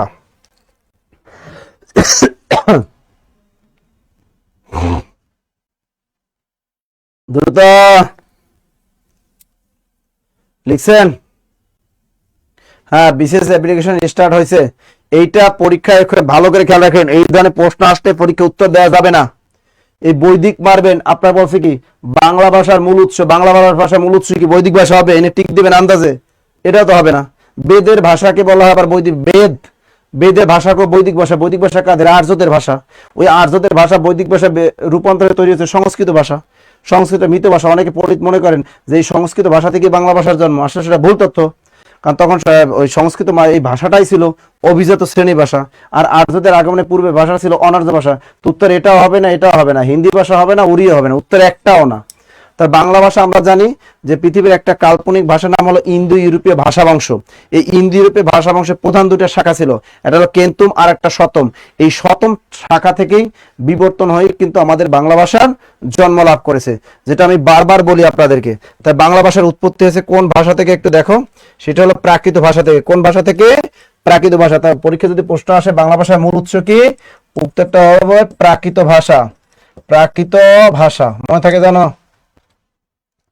বাংলা ভাষার মূল উৎস কি? প্রাকৃত ভাষা। অপশনে প্রাকৃত ভাষা না থাকলে বঙ্গ কামরূপী মাইরে আইসেন, যদি না থাকে বঙ্গ কামরূপীতে টিক দিয়ে আইসেন। কিন্তু এই প্রশ্নটা যদি আবার ধরে, এই প্রশ্নে টিক দিবেন না, ফাঁকি দিয়ে চলে আসবেন। এই প্রশ্নটা টিক দেওয়া যাবে না, ফাঁকি দিয়ে চলে আসবেন। বাংলা ভাষার মূল উৎস কি? প্রাকৃত ভাষা। এখানে সবগুলো ভুল উত্তর, এখানে সবগুলো ভুল উত্তর থাকলে পরীক্ষা টিক দেওয়া যাবে না। সব অপশনই ভুল, সব অপশন ভুল। এই যে দেখেন বাংলা ভাষার মূল উৎস কি দেখেন, আমি দেখাই দিই। দেখেন নবম দশম শ্রেণী বোর্ড বই খুলে দেখেন, ইন্দো ইউরোপীয়। এটা অনেকবার আপনাদেরকে শিখেছি। ইন্দো ইউরোপীয় থেকে আসছে কি? ইন্দো ইরানীয়। কি আসছে? ইন্দো ইরানীয়। এখান থেকে আসছে কি? ভারতীয় আর্য। কি আসছে? ভারতীয় আর্য। এখান থেকে আসছে প্রাকৃত ভাষা। কি আসছে? প্রাকৃত ভাষা। এই প্রাকৃত ভাষা থেকে দুইটা ভাষার জন্ম লাভ করলে একটা হলো আমাদের বাংলা ভাষা, আর একটা অসমিয়া ভাষা, মানে আসামের ভাষা, অসমিয়া ভাষা। তাহলে বাংলা ভাষার উৎপত্তি হয়েছে কোথা থেকে? এই প্রাকৃত ভাষা থেকেই বাংলা ভাষার জন্ম। তা বাংলা ভাষার মূল উৎস কি? প্রাকৃত ভাষা। মনে থাকবে সবার? মনে থাকবে? ওকে। আচ্ছা, আমাদের ক্লাসগুলো কেমন লাগে? যারা আমাদের ভর্তিকৃত পেইড ব্যাচের যারা স্টুডেন্ট আছেন তারা একটু জানিয়ে দেন তো আমাদের পেইড ব্যাচের ক্লাসগুলো কেমন লাগে। পেইড ব্যাচের ক্লাসগুলো কেমন লাগে একটু বলে দেন। ওরে 19তম নিবন্ধন গাইডে তো বৈদিক দেয়া আছে, ওটা ভুল উত্তর, ভুল। একটা তো দিতে হইবে, তাই বৈদিক মাইরে জানতে বললাম। বৈদিক বেদের ভাষা, আর্যদের ভাষার নাম ছিল বৈদিক ভাষা। ওই বৈদিক ভাষাটাকে সংস্কার করে বানানো হয়েছে সংস্কৃত ভাষা।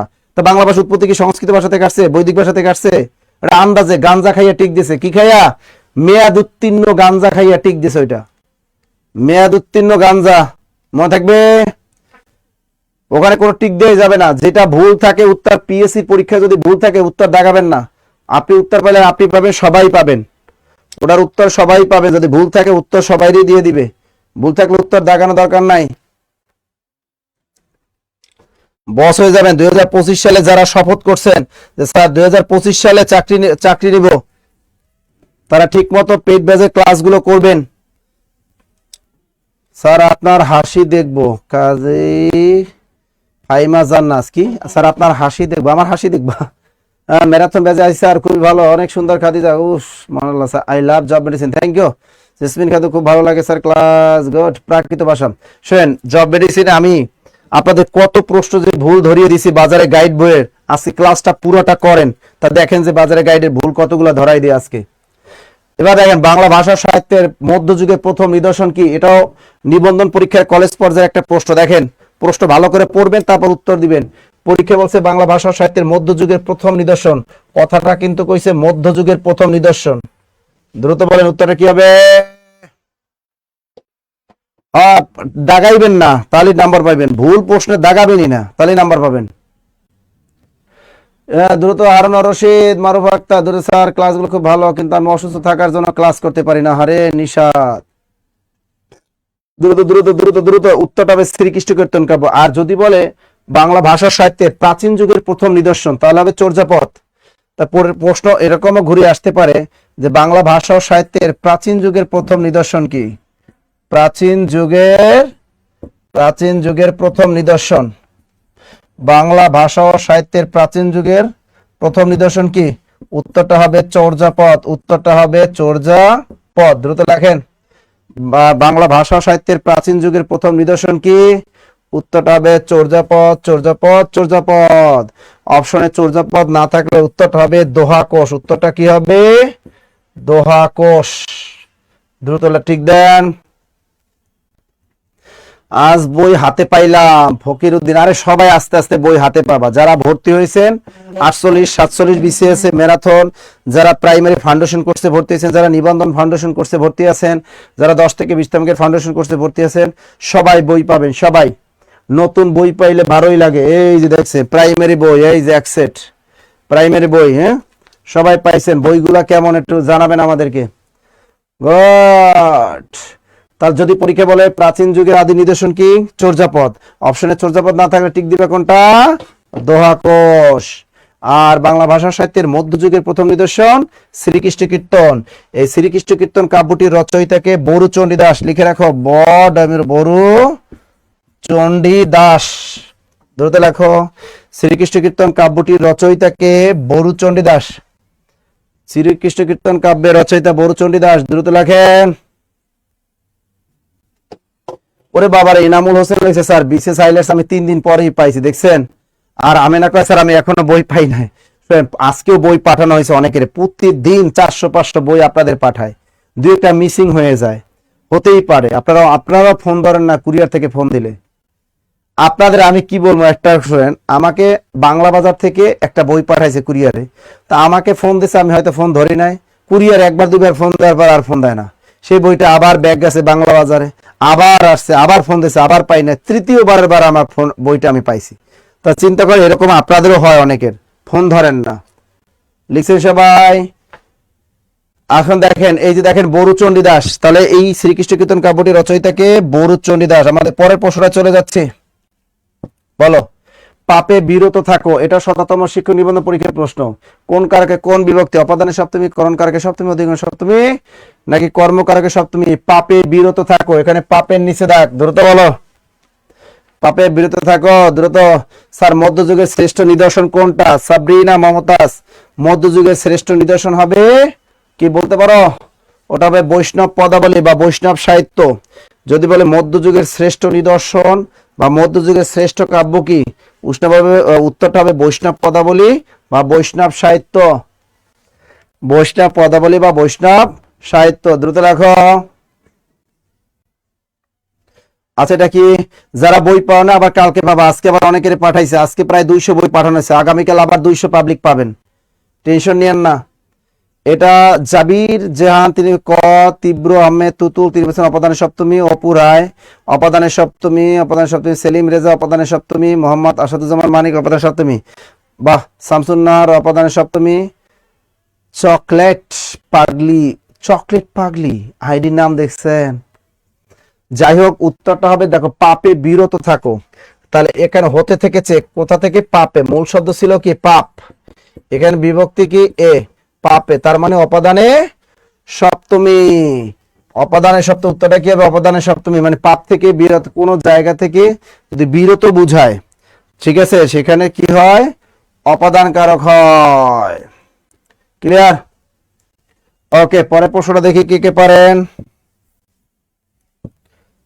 কোনটি ব্যতি আর বহুব্রী সমাসের উদাহরণ? একদম সহজ, 17তম নিবন্ধন কলেজ পর্যায়ে একটা প্রশ্ন। এইটা যে না পারবে তার মতো অভাগা আর এই পৃথিবীতে নাই। সহজ একটা প্রশ্ন, কেমনে যেটা পড়ে গেল আল্লাহ জানে। চিরসুখী, দশানন, গায়ে হলুদ, কানাকানি, দ্রুত। আচ্ছা আরিফুজ্জামান, তুমি অফিসে ফোন দাও, 509 কল দাও, এখনই কল দাও, 509 এখনই কল দাও। বই না পাইলে 509 কল দিবা। তোমরা তো কলই দাও না, একবার ভর্তি হও, অনেকে 1 বছর পর খোঁজ খবর নাই যে স্যার আমি তো ভর্তি হয়েছিলাম, আপনাদের ক্লাসও পাই না। আপনাদের কি গরম লাগে? আমার তো অনেক গরম লাগতেছে। দ্রুত লেখেন, এই উত্তরটা কি হবে? শিরিন শিলা, তিনি বলছেন দ, গায়ে হলুদ। উত্তরটা কি হবে? ব্যতি আর বহুব্রী সমাস। দিলরুবা সরকার, দশানন। 3 মান্থ বিসিএস টপিক কমপ্লিট হবে, 3 মাস লাগবে বিসিএস টপিক, ম্যারাথন ব্যাচের ক্লাস। আপনি তো 3 মাস কেন, সময় পাবেন 5 মাস আপনি। কোনটা হবে উত্তর? লাঠালাঠি। লাঠালাঠি তো অপশনই নাই। একজনে কইলেন দশানন। গায়ে হলুদের দলে কয়জন? খেয়াল করেন, এটা সহজ। এটা তো আমি অনেকবার বলছি যে বেতিয়ার বহুব্রী চেনার উপায় কি? পূর্ব পদে আ। এটা চেনার উপায় হলো পূর্ব পদে কি? পূর্ব পদে আ থাকে এবং পরপদে, পূর্বপদে আ এবং পরপদে রস্বই থাকে। পূর্ব পদে আ এবং পরপদে কি থাকে? পূর্ব পদে স্বরে আ এবং পরপদে রস্বই থাকে, সেটাকে বলে বেতিয়ার বহুব্রী। মনে থাকবে কি হবে? আরেকজনে গায়ে হলুদ বলছে, একজনে খেয়াল করেন, এই যে পূর্বপদে আ এবং পরপদে রস্বই আছে কোনটা? এরকম উদাহরণ দেন, দেখে চয়স্কের চু, এই যে ময়কারে মা, চয়স্কের চু, ময়রশিকারে মি, এই একটা স্থান আছে বাংলাদেশে বিখ্যাত, এটার অর্থ কেউ জানেন? এই যে এলাকায় বাড়িকার, এই যে স্বরে আ, এই ও চুমিতে আছে রস্বই, দেখেন এখানে আছে স্বরে আ, এখানে আছে রস্বই। সুতরাং পরীক্ষায় যদি দেখেন এইটার আন্ডারে যদি কোনো পরীক্ষায় প্রশ্ন দেয়, তাহলে আপনি নিশ্চিত থাকবেন যে সুমাসুমি মানেই হলো বেতিয়ার বহুব্রী। চুমাচুমি মানে কি বেতিয়ার বয়ান? চুমা আ আছে কোথায়? এই যে দেখেন কানা, এখানে আছে আ। এবার দেখে সুমি, এখানে রসই আছে, কানি এখানে আছে রসই, সুতরাং উত্তর হবে কানাকানি। উত্তর হবে কানাকানি। তাহলে আমরা কি শিখতে পারলাম আজকে? স্যার চুমাচুমি মানে বেতিয়ার বহুব্রী। তা বেতিয়ার বহুব্রী মানে কি? লেখো বেতিয়ার বহুব্রী মানে চুমাচুমি। বেতিয়ার বহুব্রীহি, বেতিয়ার বহুব্রী মানে কি? বেতিয়ার বহুব্রী মানে চুমা চুমি। ক্লিয়ার সবাই? আর জীবনে বলবেন কথাক্ষণ? আর জীবনে বলবেন এটা? এইটা যদি কোনো বিসিএস প্রাইমারি নিবন্ধন 10 থেকে 20 বাংলাদেশের কোন পরীক্ষায় যদি আসে, জীবনে আর ভুল করবেন? আমার একটু বলেন, জীবনে ভুল হবে আর?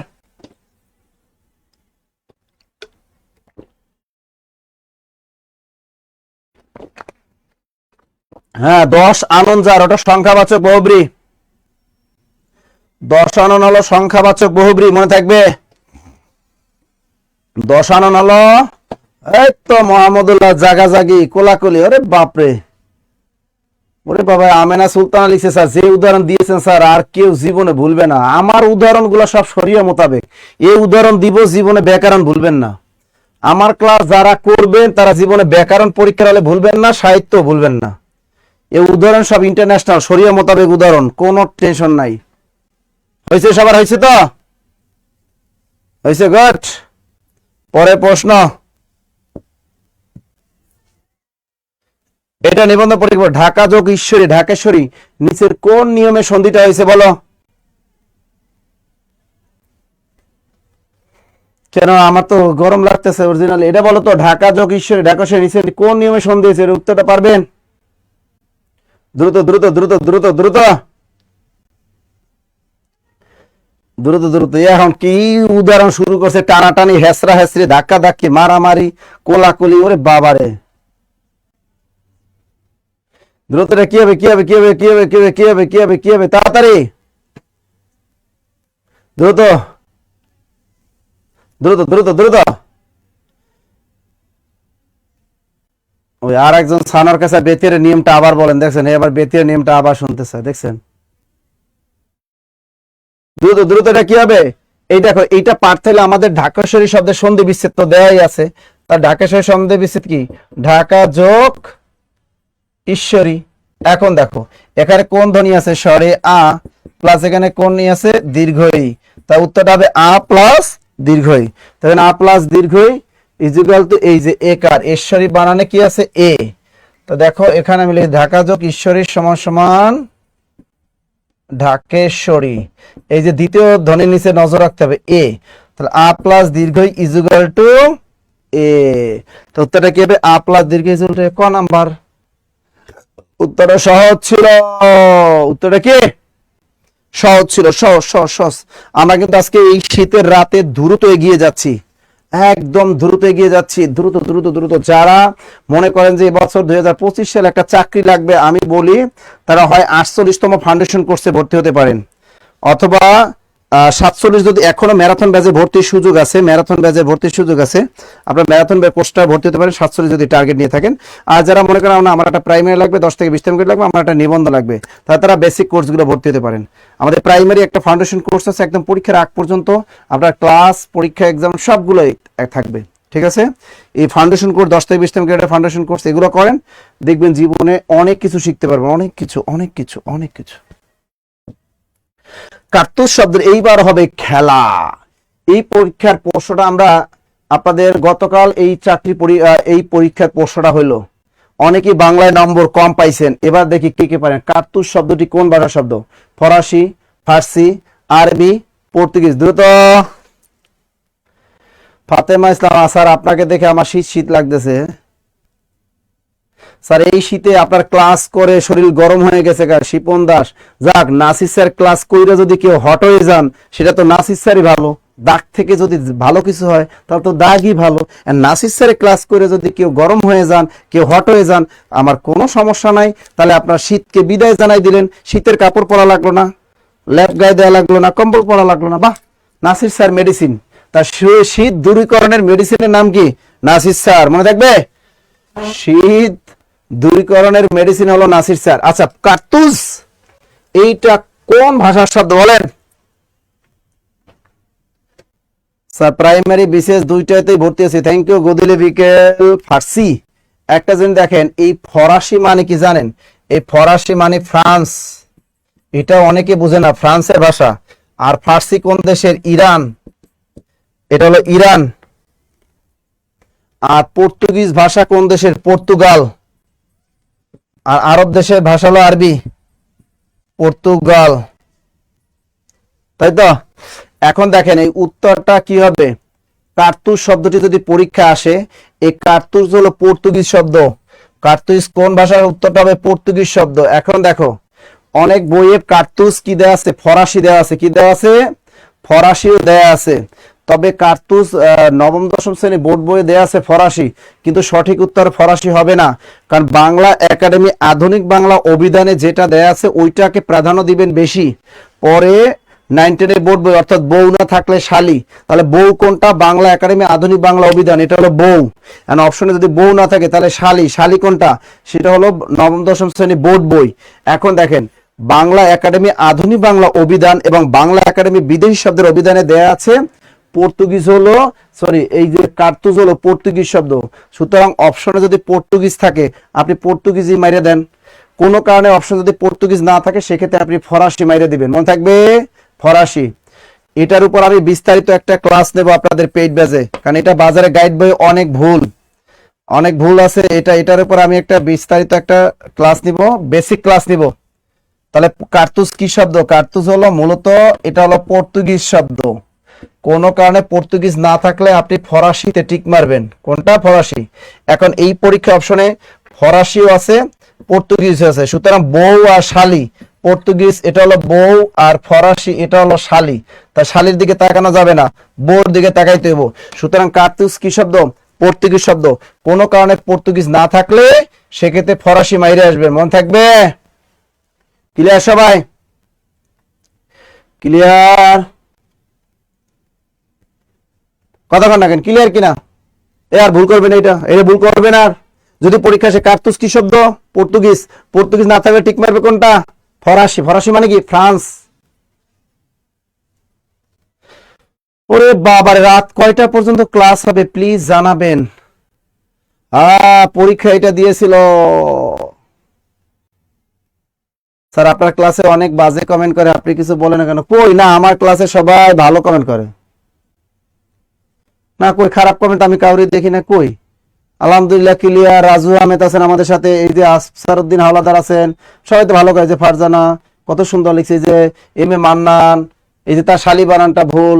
আতাত ক্যাপে কার্তুজ কুজন রিপন রেস্তোরাঁয় পর্তুগিজ আছে। কামাল উদ্দিন আলমদের ক্লিয়ার, পর্তুগিজ না থাকলে ফরাসি। গুড, এই তো গুড। বউ পর্তুগিজ শব্দ। আর শালি, শালিবান রসিকার, শিপনদা শালিবান রসিকার, শালিমা রসিকা। স্যার আমার দেয়া উত্তর দেখেন না কেন? মোহাম্মদ ইয়াকুব আলী, এই যে রাজু আহমেদ, আরো কে আছে, এই যে তুমি আসবে বলে। বাহ, তাহলে এটা ক্লিয়ার। পরের প্রশ্নটা দেখি কে কে পারেন। পরের প্রশ্নটা এবার দেখি, এটা দারোগা কোন ভাষা থেকে আগত শব্দ? দারোগা শব্দটি কোন? এই জিনিসগুলো বাজারে গাইডে, ওই যেগুলো এই গাইড বই কিনেন সেখানে ভুল দেওয়া থাকে। এইগুলো একটা ভুলের কারণে আপনার কিন্তু অনেক জীবন ধ্বংস হয়ে যাবে। দেখেন ওই দিনকে আমি আমাদের দেখেন আমাদের একটা ভাইবা, এটা হইলো বিসিএস ভাইবা হলো, সেখানে পিএসসির যিনি মেম্বার ছিলেন সাবেক, তার নাম কি? সমরচন্দ্র পাল স্যার। তাকে আমি প্রশ্ন করছিলাম যে স্যার এই যে প্রশ্নগুলো করা হয় এগুলো কি আপডেট? অবশ্যই আপডেট থাকতে হবে। আমাদের প্রত্যেকটা কোম্পানির বই নাকি পিএসসি তে অ্যাকসেপ্ট করে ফিরে দিয়ে আসে। তো এরা মনে করে যে পিএসসির মেম্বাররা মনে হয় যারা প্রশ্ন তৈরি করে তারা প্রশ্ন মনে হয় যে ওই গাইড বই দেখে করে। আসলে খেয়াল করবেন তারা বেসিক বই থেকেই প্রশ্নগুলো করে। এবং তারা অবশ্যই, আপনি বলছেন যে স্যার আপনারা অবশ্যই বাংলা একাডেমি আধুনিক বাংলা অভিধান ফলো করবেন এই শব্দগুলোর ক্ষেত্রে। বাজারে কোনো গাইড বই টাচ করা যাবে না। তাহলে দারোগা কোন ভাষা থেকে আগত শব্দ? কে কে পারেন দেখি? দারোগা তুর্কি, বাংলা, পর্তুগিজ নাকি ফার্সি? আবার বলে দিই, তুর্কি মানে তুরস্ক। এটা কোন দেশের? এটা হলো তুরস্ক।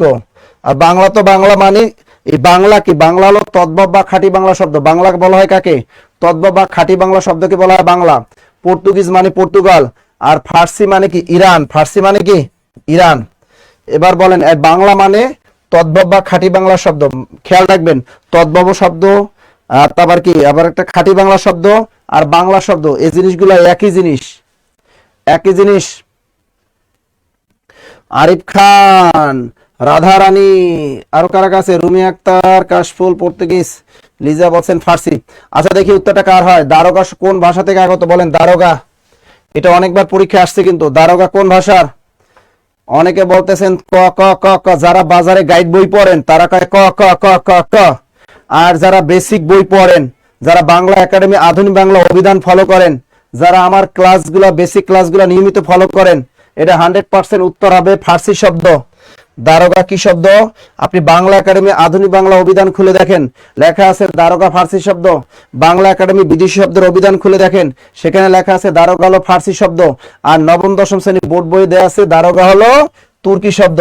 তার মানে ফার্সি এটা হলো বউ, এটা বউ, তুর্কি এটা হলো কি শালি। পরীক্ষায় শালি বউ দুইটা থাকলে টিক দেবো কোনটায়? অবশ্যই বউ। তা দারোগা কি শব্দ? ফার্সি শব্দ। ফার্সি না থাকলে তুর্কি মাইরে আসবেন, মনে থাকে জানো? দারোগা কি শব্দ? দারোগা হলো ফার্সি। ফার্সি না থাকলে উত্তরটা কি? তুর্কি মাইরে আসবা, মনে থাকবে? এটা হলো বউ, এটা হলো শালি। ফার্সি না থাকলে তুর্কি মাইরে আসবেন, মনে থাকবেন। সামিয়া, স্বপ্নিল, সিদ্ধার্থুল মুমতাজ, শেষের কবিতা, লামিয়া লাখি, শিপন দাস, গোলাম মুস্তফা, লিথুন আক্তার, আশিক এলাহি, আব্দুল আউয়াল, খাদিজা আক্তার। আচ্ছা দেখেন, এই যে দেখেন আপনাদের আমি যে অরিজিনাল যে তথ্যগুলা দিয়ে দিই, এই যে এত সুন্দর তথ্যগুলো আপনাদের যে ভুলগুলা ধরাই দিতে উপকার হয় কিনা। আপনি এই ধরনের প্রশ্ন বিসিএস পরীক্ষার হলে যাই ভুল করলেন, এই ধরনের প্রশ্ন যদি আপনি প্রাইমারিতে ভুল করেন, নিবন্ধন ভুল করেন, তা চিন্তা করেন আপনার অবস্থাটা কি হবে। একটা নম্বর ভুল করলে আপনার নেগেটিভ নম্বর চলে আসবে, মনে থাকে জানো, মনে থাকে জানো, ঠিক আছে? Clear clear? হ্যাঁ, বউ না পাইলে শালি মাইরে দিবা। মাদ্রাসা বানান তোমারটা ঠিক আছে, দয় দিয়ে হসান্ত দিবা, ওটাও ঠিক আছে ভাই। আমার কথা, আমরা বই বিশেষ করে শব্দ ভান্ডার, এটার জন্য বাজারে গাইড বই টাচ করা যাবে না। এটা 100% ফলো করতে হবে বাংলা একাডেমি আধুনিক বাংলা অভিধান। আপনি অভিধানের বাইরে কিছুই যাইতে পারবেন না। কেমনটা লাগে আগে সব পড়াই ভুল আছে, আর কমেন্ট করুম না, শরম লাগে।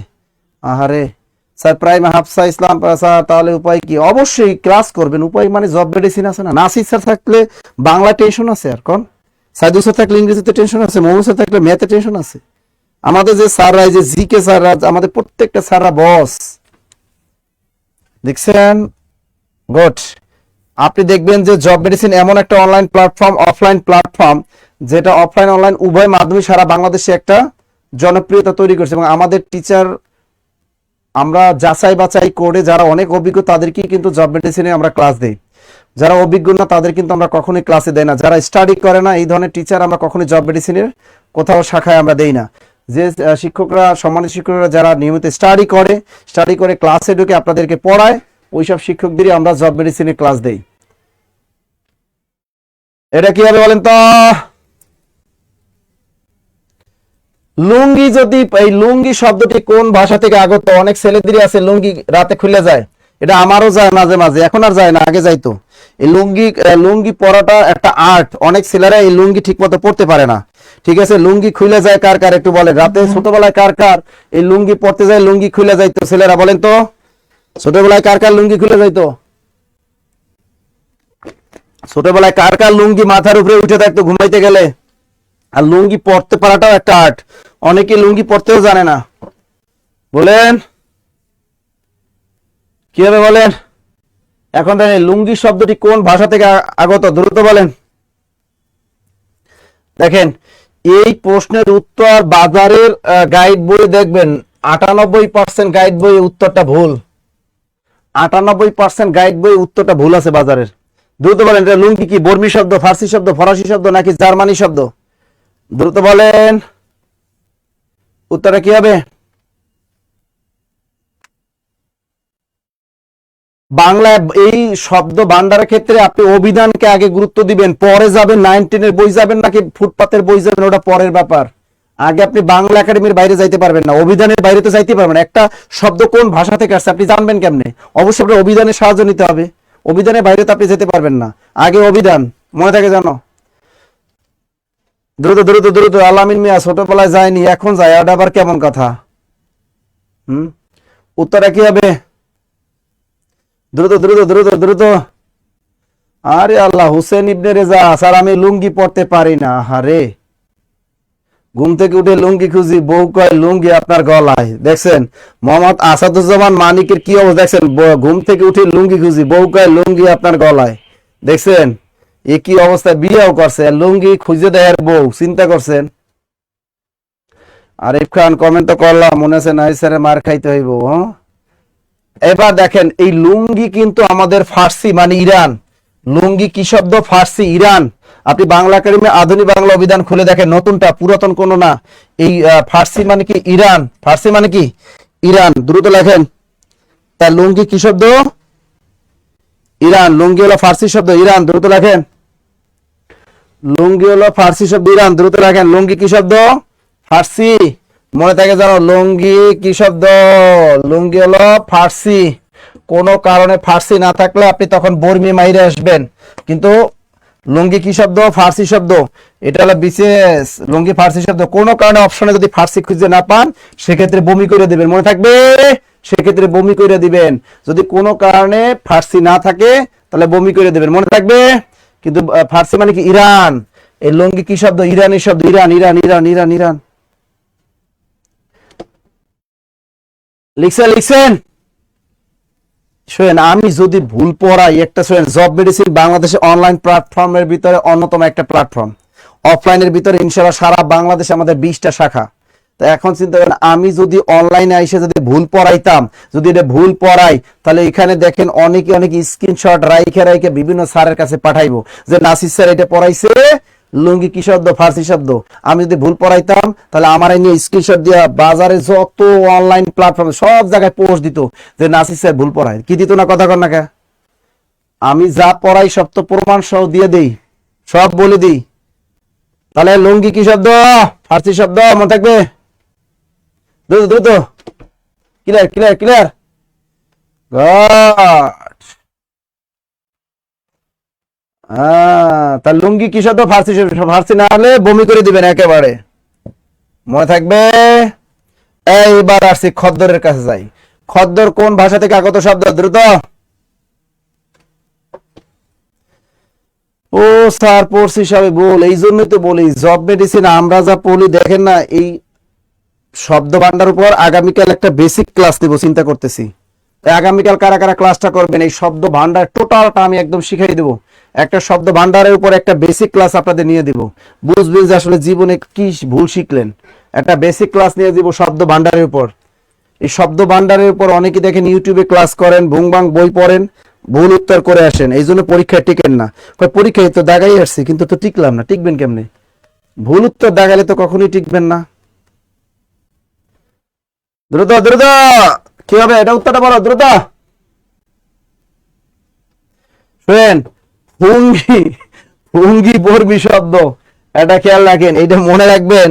এই লুঙ্গি, এই লুঙ্গি, এটা লুঙ্গি কি? লুঙ্গি এটা হলো ফার্সি।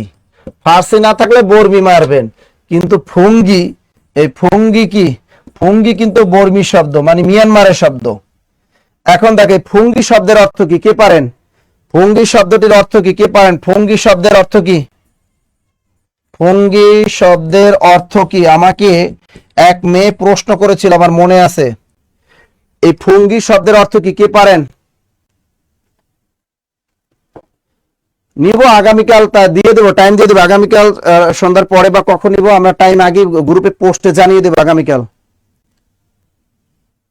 আগামীকাল পোস্টে জানিয়ে একটা বেসিক ক্লাস দেবো ইনশাল্লাহ, বেসিক ক্লাস। আচ্ছা বলেন, ফুঙ্গি এর অর্থ কি? এটা তো ধরতে পারে, প্রাইমারি পরীক্ষার শব্দ থেকে একটা ধরে, বিশেষ পরীক্ষার শব্দ থেকে একটা ধরে। এবার বলেন ফুঙ্গি শব্দের অর্থ কি? ফুঙ্গি শব্দের অর্থ কি? সরকার পরিবর্তন, এগুলো আওয়ামী লীগই পরিবর্তন করছে। এই অন্তর্বর্তীকালীন সরকার পরিবর্তন করে না, আওয়ামী লীগের আমলে পরিবর্তন হয়েছে। এগুলো পরিবর্তন হয়েছে অনেক আগে, এগুলো 2012 সালেই পরিবর্তন আসছে বাংলা একাডেমির অভিধান। দ্রুত উত্তরে কি হবে? দ্রুত বলেন। ফুঙ্গি অর্থ কি? কেউ পারলেন না ফুঙ্গি অর্থ কি? এবার আমি দেখেন, একজনকে ফুঙ্গি অর্থ কলি।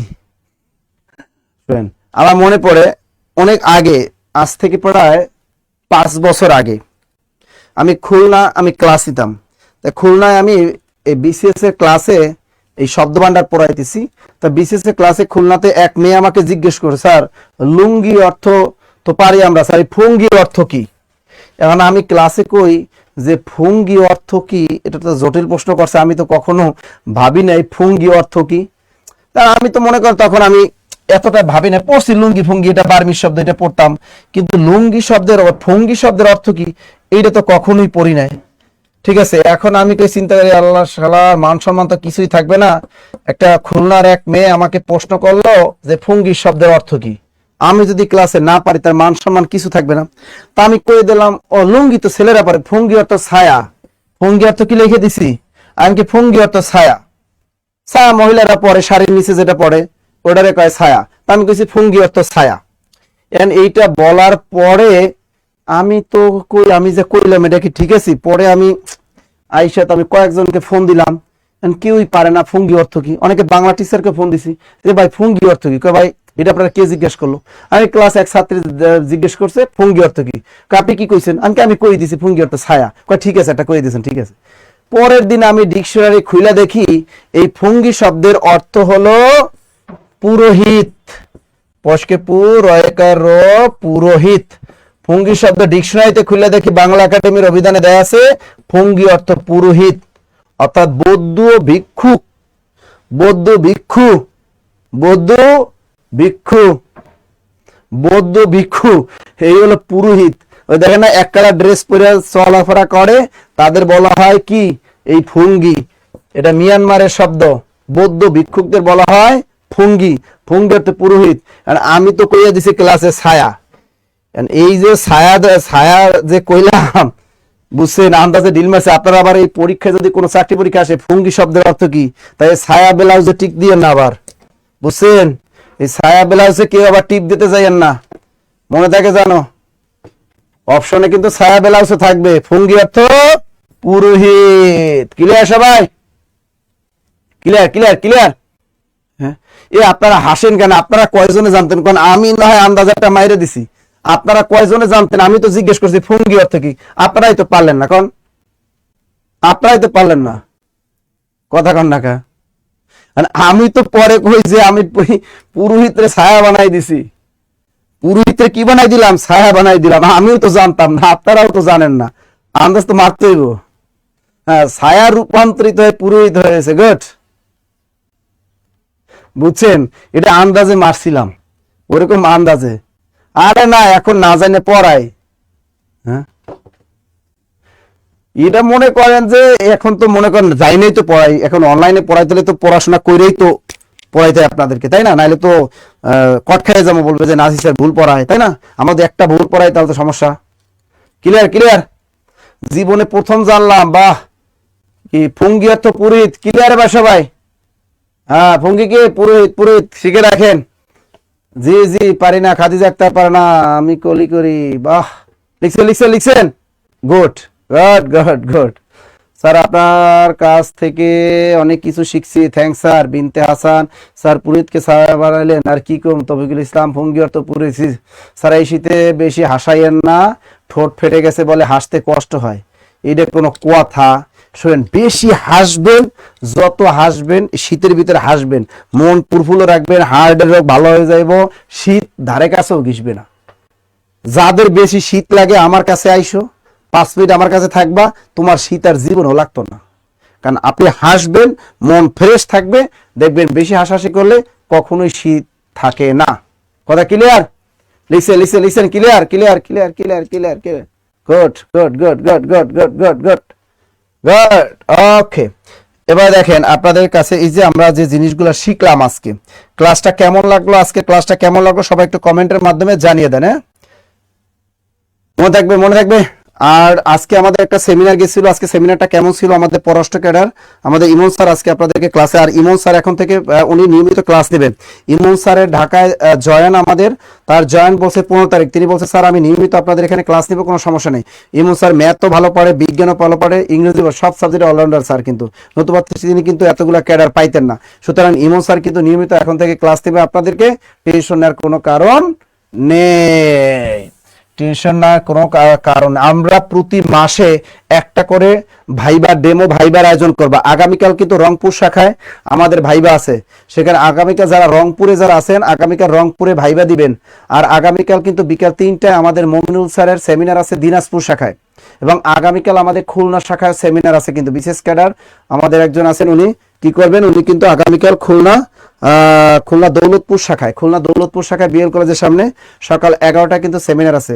এগুলা করবেন, উপস্থিত থাকবেন কিন্তু সবাই। ওকে, এবার দেখেন, এই যে দেখেন উত্তরটা কি ছিল, খদ্দর কোন ভাষা থেকে আগত। এবার উত্তরটা আমি বলে দিচ্ছি, খদ্দর কোন ভাষা থেকে আগত, তাই না?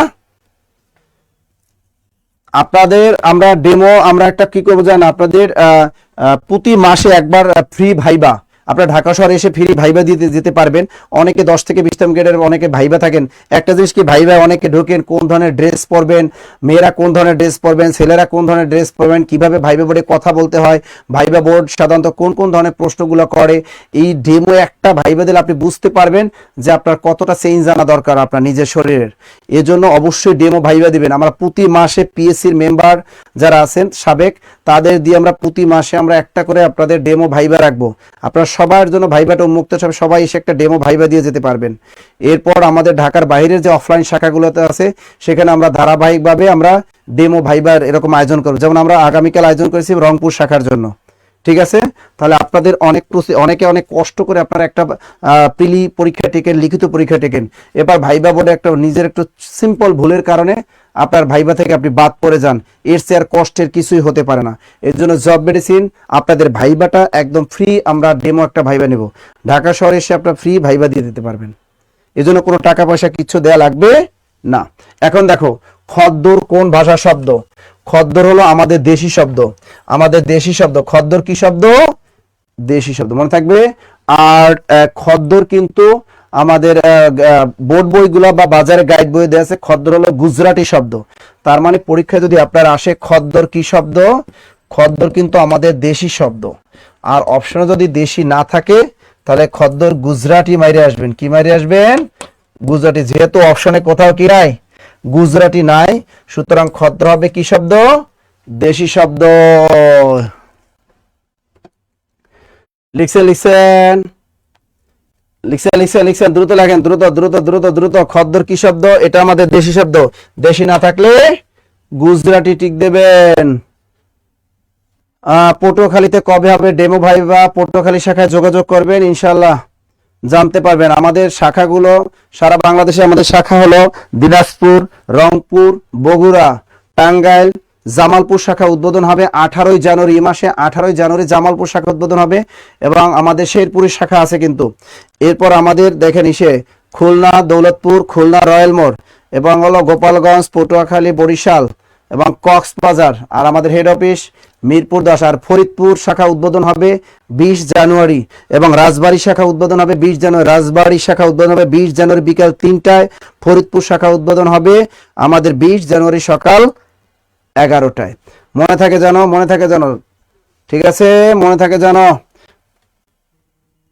থাকবে ইনশাল্লাহ। আর মিরপুর 10 যারা ঢাকা শহরে আসবেন, মিরপুর 10 ফলপটি সামাদ মেশন 4th তলায় আমাদের বিশাল আমাদের অফিস, ক্লাসরুম আমাদের 3টা, এবং লাইব্রেরি সুবিধা পাবেন।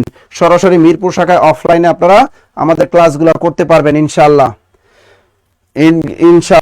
ওকে, দেখেন এখন আমি আপনাদেরকে বলি, যারা একটা জিনিস খেয়াল করেন, যারা 48তম বিসিএস, একটু আমি বলে দিই, যারা ভর্তির জন্য এতক্ষণ কল করছিলেন তাদেরকে আমি একটু বলি। 48তম বিসিএস ফাউন্ডেশন কোর্স আমরা আজকে সেমিনার পড়ব। 48তম বিসিএস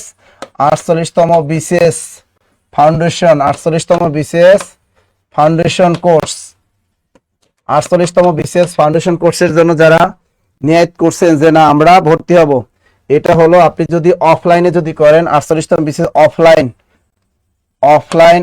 যদি করেন, আমাদের অফলাইন কোর্স ফি হলো 16,000 টাকা। অফলাইন কোর্স ফি 16,000 টাকা। কত টাকা? 16,000 টাকা অফলাইন। কিন্তু এটা কেটে অফলাইন কোর্স এখন সেমিনার উপলক্ষে আপনি অফলাইনে আমাদের ভর্তি হতে পারবেন অনলি 8,000 টাকায়। কত টাকা? 50% সারে 8,000 টাকায় ভর্তি হতে পারবেন। 1.5 বছর ক্লাস করতে পারবেন, আমাদের অফলাইন 8,000 টাকা। আর সাথে কিন্তু বিসিএস এর এক সেট বই পাবেন একেবারে। আর যদি এখানে যদি আপনি অনলাইন করেন, অনলাইন আমাদের অনলাইন সুবিধা দিয়ে নেন, অনলাইন হলো 6,000 টাকা। কত টাকা? 6,000 টাকা। আর এই 6,000 টাকা কেটে দিলাম, আজকে অফার হলো অনলাইনের এই অফারটা আমরা দিয়ে দিলাম 4,000 টাকায়।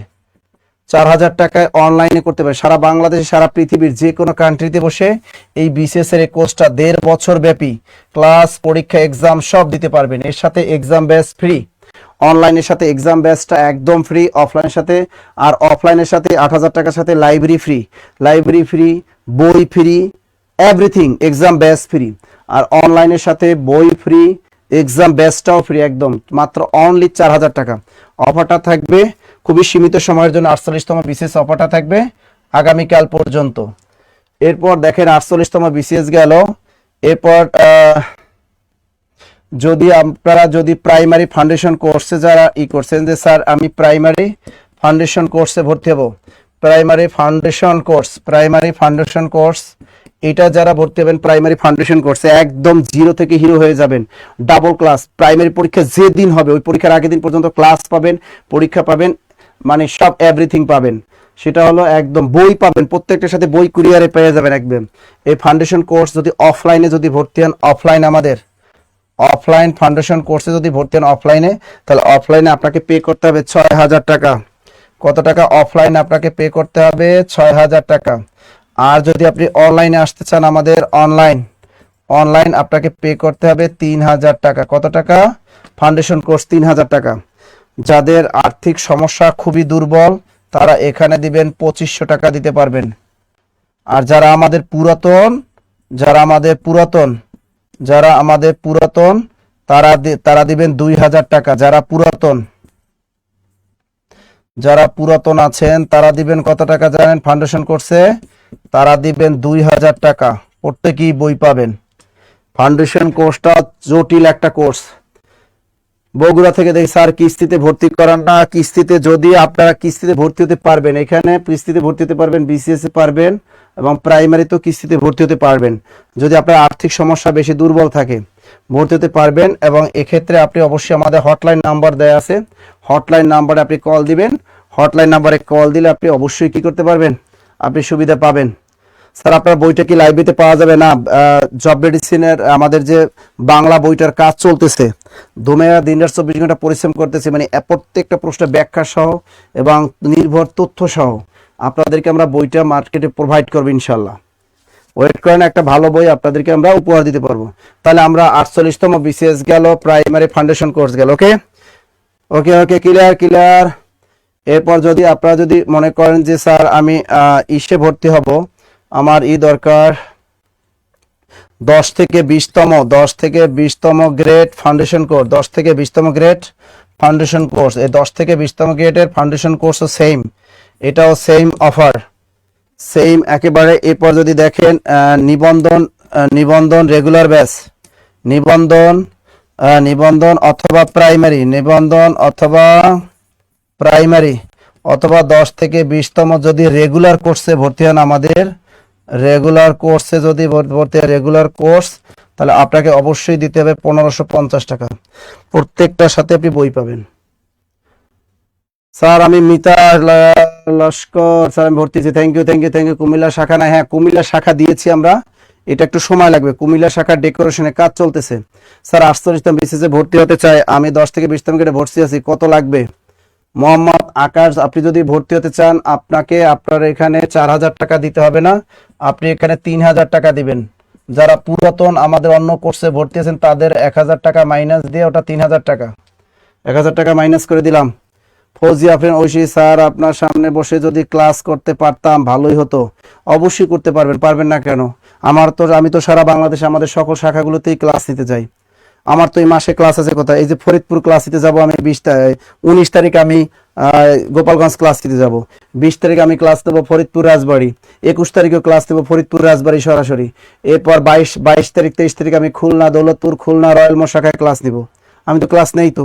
এবার মাসের শেষের দিক দিয়ে পটুয়াখালী শাখায় ক্লাস নিব, আমি নেই তো। সব শাখায় তো নেই। আমাদের সাইদুল স্যার আজকে ক্লাস ছিল কোথায়? বরিশাল শাখায়। আগামীকাল মমিনুল স্যার ক্লাস নেবে কোথায়? সে দিনাজপুর শাখায়। তা আমাদের অন্য অন্য স্যাররা যে আছে, আমাদের যে টোটাল টিচার 40 জন টিচার আছেন, তারা সারা বাংলাদেশ সকল শাখা অফলাইনে ক্লাস নিতেছে। আর সরাসরি আমাদের মিরপুর 10 হেড অফিসে যদি ভর্তি হন, এখানে সরাসরি আমাদের সকল টিচারদের ক্লাস করতে পারবেন। দেখি 47তম পুরাতন কুসুম শিমু স্যার, পুরো টাকা পরিশোধ ছাড়া কি বই পাবো না? না, পুরো টাকা পরিশোধ ছাড়া তো বই পাবেন না। বই এবং বউ এই দুইটা পাইতে হইলে কাবিনের টাকা পরিশোধ করতে হয়। যেসব পুরুষ কাবিনের টাকা পরিশোধ ছাড়া বাসরঘর করতে যায়, এসব পুরুষ কখনোই জান্নাতে যাওয়ার সুযোগ পাবে না, কিন্তু এটা নিশ্চিত জানি যারা ইসলাম ধর্মাবলম্বী আছেন। কারণ বউয়ের কাবিনের টাকাটা পরিশোধ করতে কিন্তু হইব, এছাড়া বউরে কিন্তু টাচ করা যাবে না। তেমনি বই এবং বউ এই দুইটার জন্যই টাকা লাগে। বই টাচ করতে হলেও টাকা দেওয়া লাগে, বউ টাচ করতে হলেও টাকা লাগে, বুঝছেন? স্যার বাংলা কি আপনি ক্লাস করাবেন? হ্যাঁ, বাংলা তো আমি। স্যার বগুড়া কবে আসবেন? ফেব্রুয়ারি মাসে বগুড়া যাব স্যার। এক্সাম উত্তরবঙ্গে ফেব্রুয়ারি মাসে ক্লাস দিব স্যার। পাবনাতে অফলাইন শাখা চাই, ইনশাল্লাহ পাবনাতে হবে। এবার কতক্ষণ আপনাদের কিছু একটু কমেন্টগুলো পড়ি। আপনাদের কমেন্টগুলো অনেকে আপনারা কি করে যান, মনে কষ্ট পান যে স্যারা যখন ক্লাস নেয় আমাদের নামটা পড়ে না। আমাদের চোখে যাদের নাম পড়ে তাদেরই বলি। অনেকে মন খারাপ করেন, আসলে ইচ্ছা থাকে সবাই নামগুলো পড়ার। আমি একটু পড়ি, আপনাদের কমেন্টগুলো পড়ি একটু। মোহাম্মদ আকাশ আছে আমাদের সাথে, তপন শর্মা আছেন আমাদের সাথে, জান্নাতুল ফেরদৌসি আছেন। জান্নাতুল কি স্যার জব মেডিসিন থেকে কি কারো রিলেশন হয়েছে? আচ্ছা স্যার, অফলাইন মিরপুর 10 ব্রাঞ্চে কি শুধু বাংলা ইংরেজির জন্য ভর্তি হয়ে যাবে? না, এখানে বাংলা ইংরেজি আপনি সব সাবজেক্টের জন্যই ভর্তি হতে পারবেন। আলাদা কোর্সে ভর্তি হতে চাইলেও ভর্তি হতে পারবেন। 99% বিয়ে মহারানা বাকি। এই যে মুস্তাফিজুর রহমান বলছে স্যার 99% বিয়ে মহারানা বাকি। এটা বাস্তব কথা বাংলাদেশে, এটা অনেকেই জানে না। স্যার আপনার বউ এবং বউয়ের উদাহরণ খুব সুন্দর লাগলো, ধন্যবাদ sir. Shahin Alam, thank you ভাইয়া। নাজমুন নাহার বিথি, আচ্ছা আমাদের সাথে আছে মাহমুদুল হাসান, তিনি বলেছে স্যার পিরিজপুর শাখা দেওয়া সম্ভব হবে কি? ইনশাল্লাহ, দোয়া করার জন্য সারা বাংলাদেশ দিতে পারে। আমাদের সাকিব ভাই আছেন, আমাদের নাসরিন সুলতানা আছেন আমাদের সাথে। সাকিব স্যার আগামীকাল দৌলতপুর শাখায় আপনি ক্লাস দিবেন? না, আগামীকাল দৌলতপুর শাখায় আমাদের ফ্রি সেমিনার অনুষ্ঠিত হবে সকাল 11টায়। রেজাউল করিম আছেন স্যার, বরিশাল শাখা কোন এলাকায়? বরিশাল হলো আমাদের বিএম কলেজ মসজিদ গেটের পাশে, আলী মার্কেট 3য় তলা। স্যার শরীয়তপুরের শাখা আছে? না, শরীয়তপুরের শাখা নেই। আর কি আছেন? আমাদের সুখী খান আছেন স্যার, আমাদের মাহাদি হাসান আছে, আমাদের শাখা আছে। ইয়াকুব আলী স্যার রাজশাহীতে একটা শাখা আছে, ইনশাল্লাহ স্যার। নাইসের ক্লাস ভালো লাগে, জাজাকুল্লাহ খাইরান, থ্যাংক ইউ। নুসরত রাব্বানি, কাশফুল, শাহিন আলম, আমাদের সাথে আছে রুবিনা আক্তার। স্যার অনলাইনে কিভাবে পরীক্ষা দেবো? সবগুলো আমরা দেখাই দেবো, আপনার ফেসবুক আইডি থাকলে হবে। স্যার জিহাদুল ইসলাম প্রাইভেট ফাউন্ডেশন ব্যাচে ভর্তি আছি, বই পাইনি, বই পেয়ে যাবা ইনশাল্লাহ। কুলসুম শিমু 47তম প্রিলি। আচ্ছা আর কি আছে? মুত্তাকিন আক্তার স্যার ললমের থেকে দেখতেছি। আজিজুল হক, হৃদয়, মামুন হোসেন আছেন আমাদের সাথে। মুস্তাফিজুর রহমান স্যার, আমি জীবনে 50টার উপরে বিবাহ পড়াইছি, সব বাকি। এবার কেমন কথা, 50টার উপরে বিবাহ পড়াইছে, সব বাকি? স্যার ভোলাতে শাখা চাই। মাহমুদ আব্বাস উদ্দিন, ভোরের শিশির, মানিকগঞ্জ শাখা কবে দিবেন? রাবিয়া জামান স্যার, আমারও কোনো কমেন্ট পড়েন না। আচ্ছা নাসরিন সুলতানা স্যার, আমি প্রাইমারিতে ভর্তি আছি, এখন প্রাইমারি ফাউন্ডেশন কোর্সে ভর্তি হতে কত টাকা লাগবে? আপনি আমাদের হটলাইন নাম্বারগুলোতে কল দেন। হ্যাঁ স্যার। আক্তার হোসেন 5 তারিখে ভর্তি, এখনো স্যার ফেসবুকে অ্যাড হতে পারে? আরে আমাদের হটলাইনগুলোতে কল দেন, হটলাইনে কল দেন। নাজমুন নাহার বিথি, সাতক্ষীরাতে শাখাতে অনুরোধ রইল। সুজন হোসেন স্যার কুষ্টিয়াতে শাখা চাই। আমাদের আকাশ, আচ্ছা স্যার আমি তো বিএম কলেজের স্টুডেন্ট। আমাদের Naim Nasir, thank you. Mizan Raj, Shah Alam sir, আমি প্রাইমারি হাইলাইটস বই পেয়েছি, অনেক ভালো বইগুলো, thank you thank you thank you. স্বপ্নের রণাঙ্গন স্যার, আমি কুড়িগ্রামে একটা শাখা দিলে খুব ভালো হয়। আমাদের আবু হানিফ, জুবাইর আহমেদ, আর কি আছে? রাজু আহমেদ স্যার, ময়মনসিংহের শাখার কাজ চলতেছে। শোনেন, আমাদের ময়মনসিংহ শাখার কাজ চলতেছে স্যার। মনিরা খাতুন স্যার, লিখিত করছে কত টাকা? লিখিত কোর্স ফি 2000 টাকা। দেখি স্যার, কক্সবাজার থেকে দেখছি, আমাদের কক্সবাজার শাখা আছে কিন্তু একটা। আমি ফেব্রুয়ারি মাসে কক্সবাজার যাব ইনশাল্লাহ।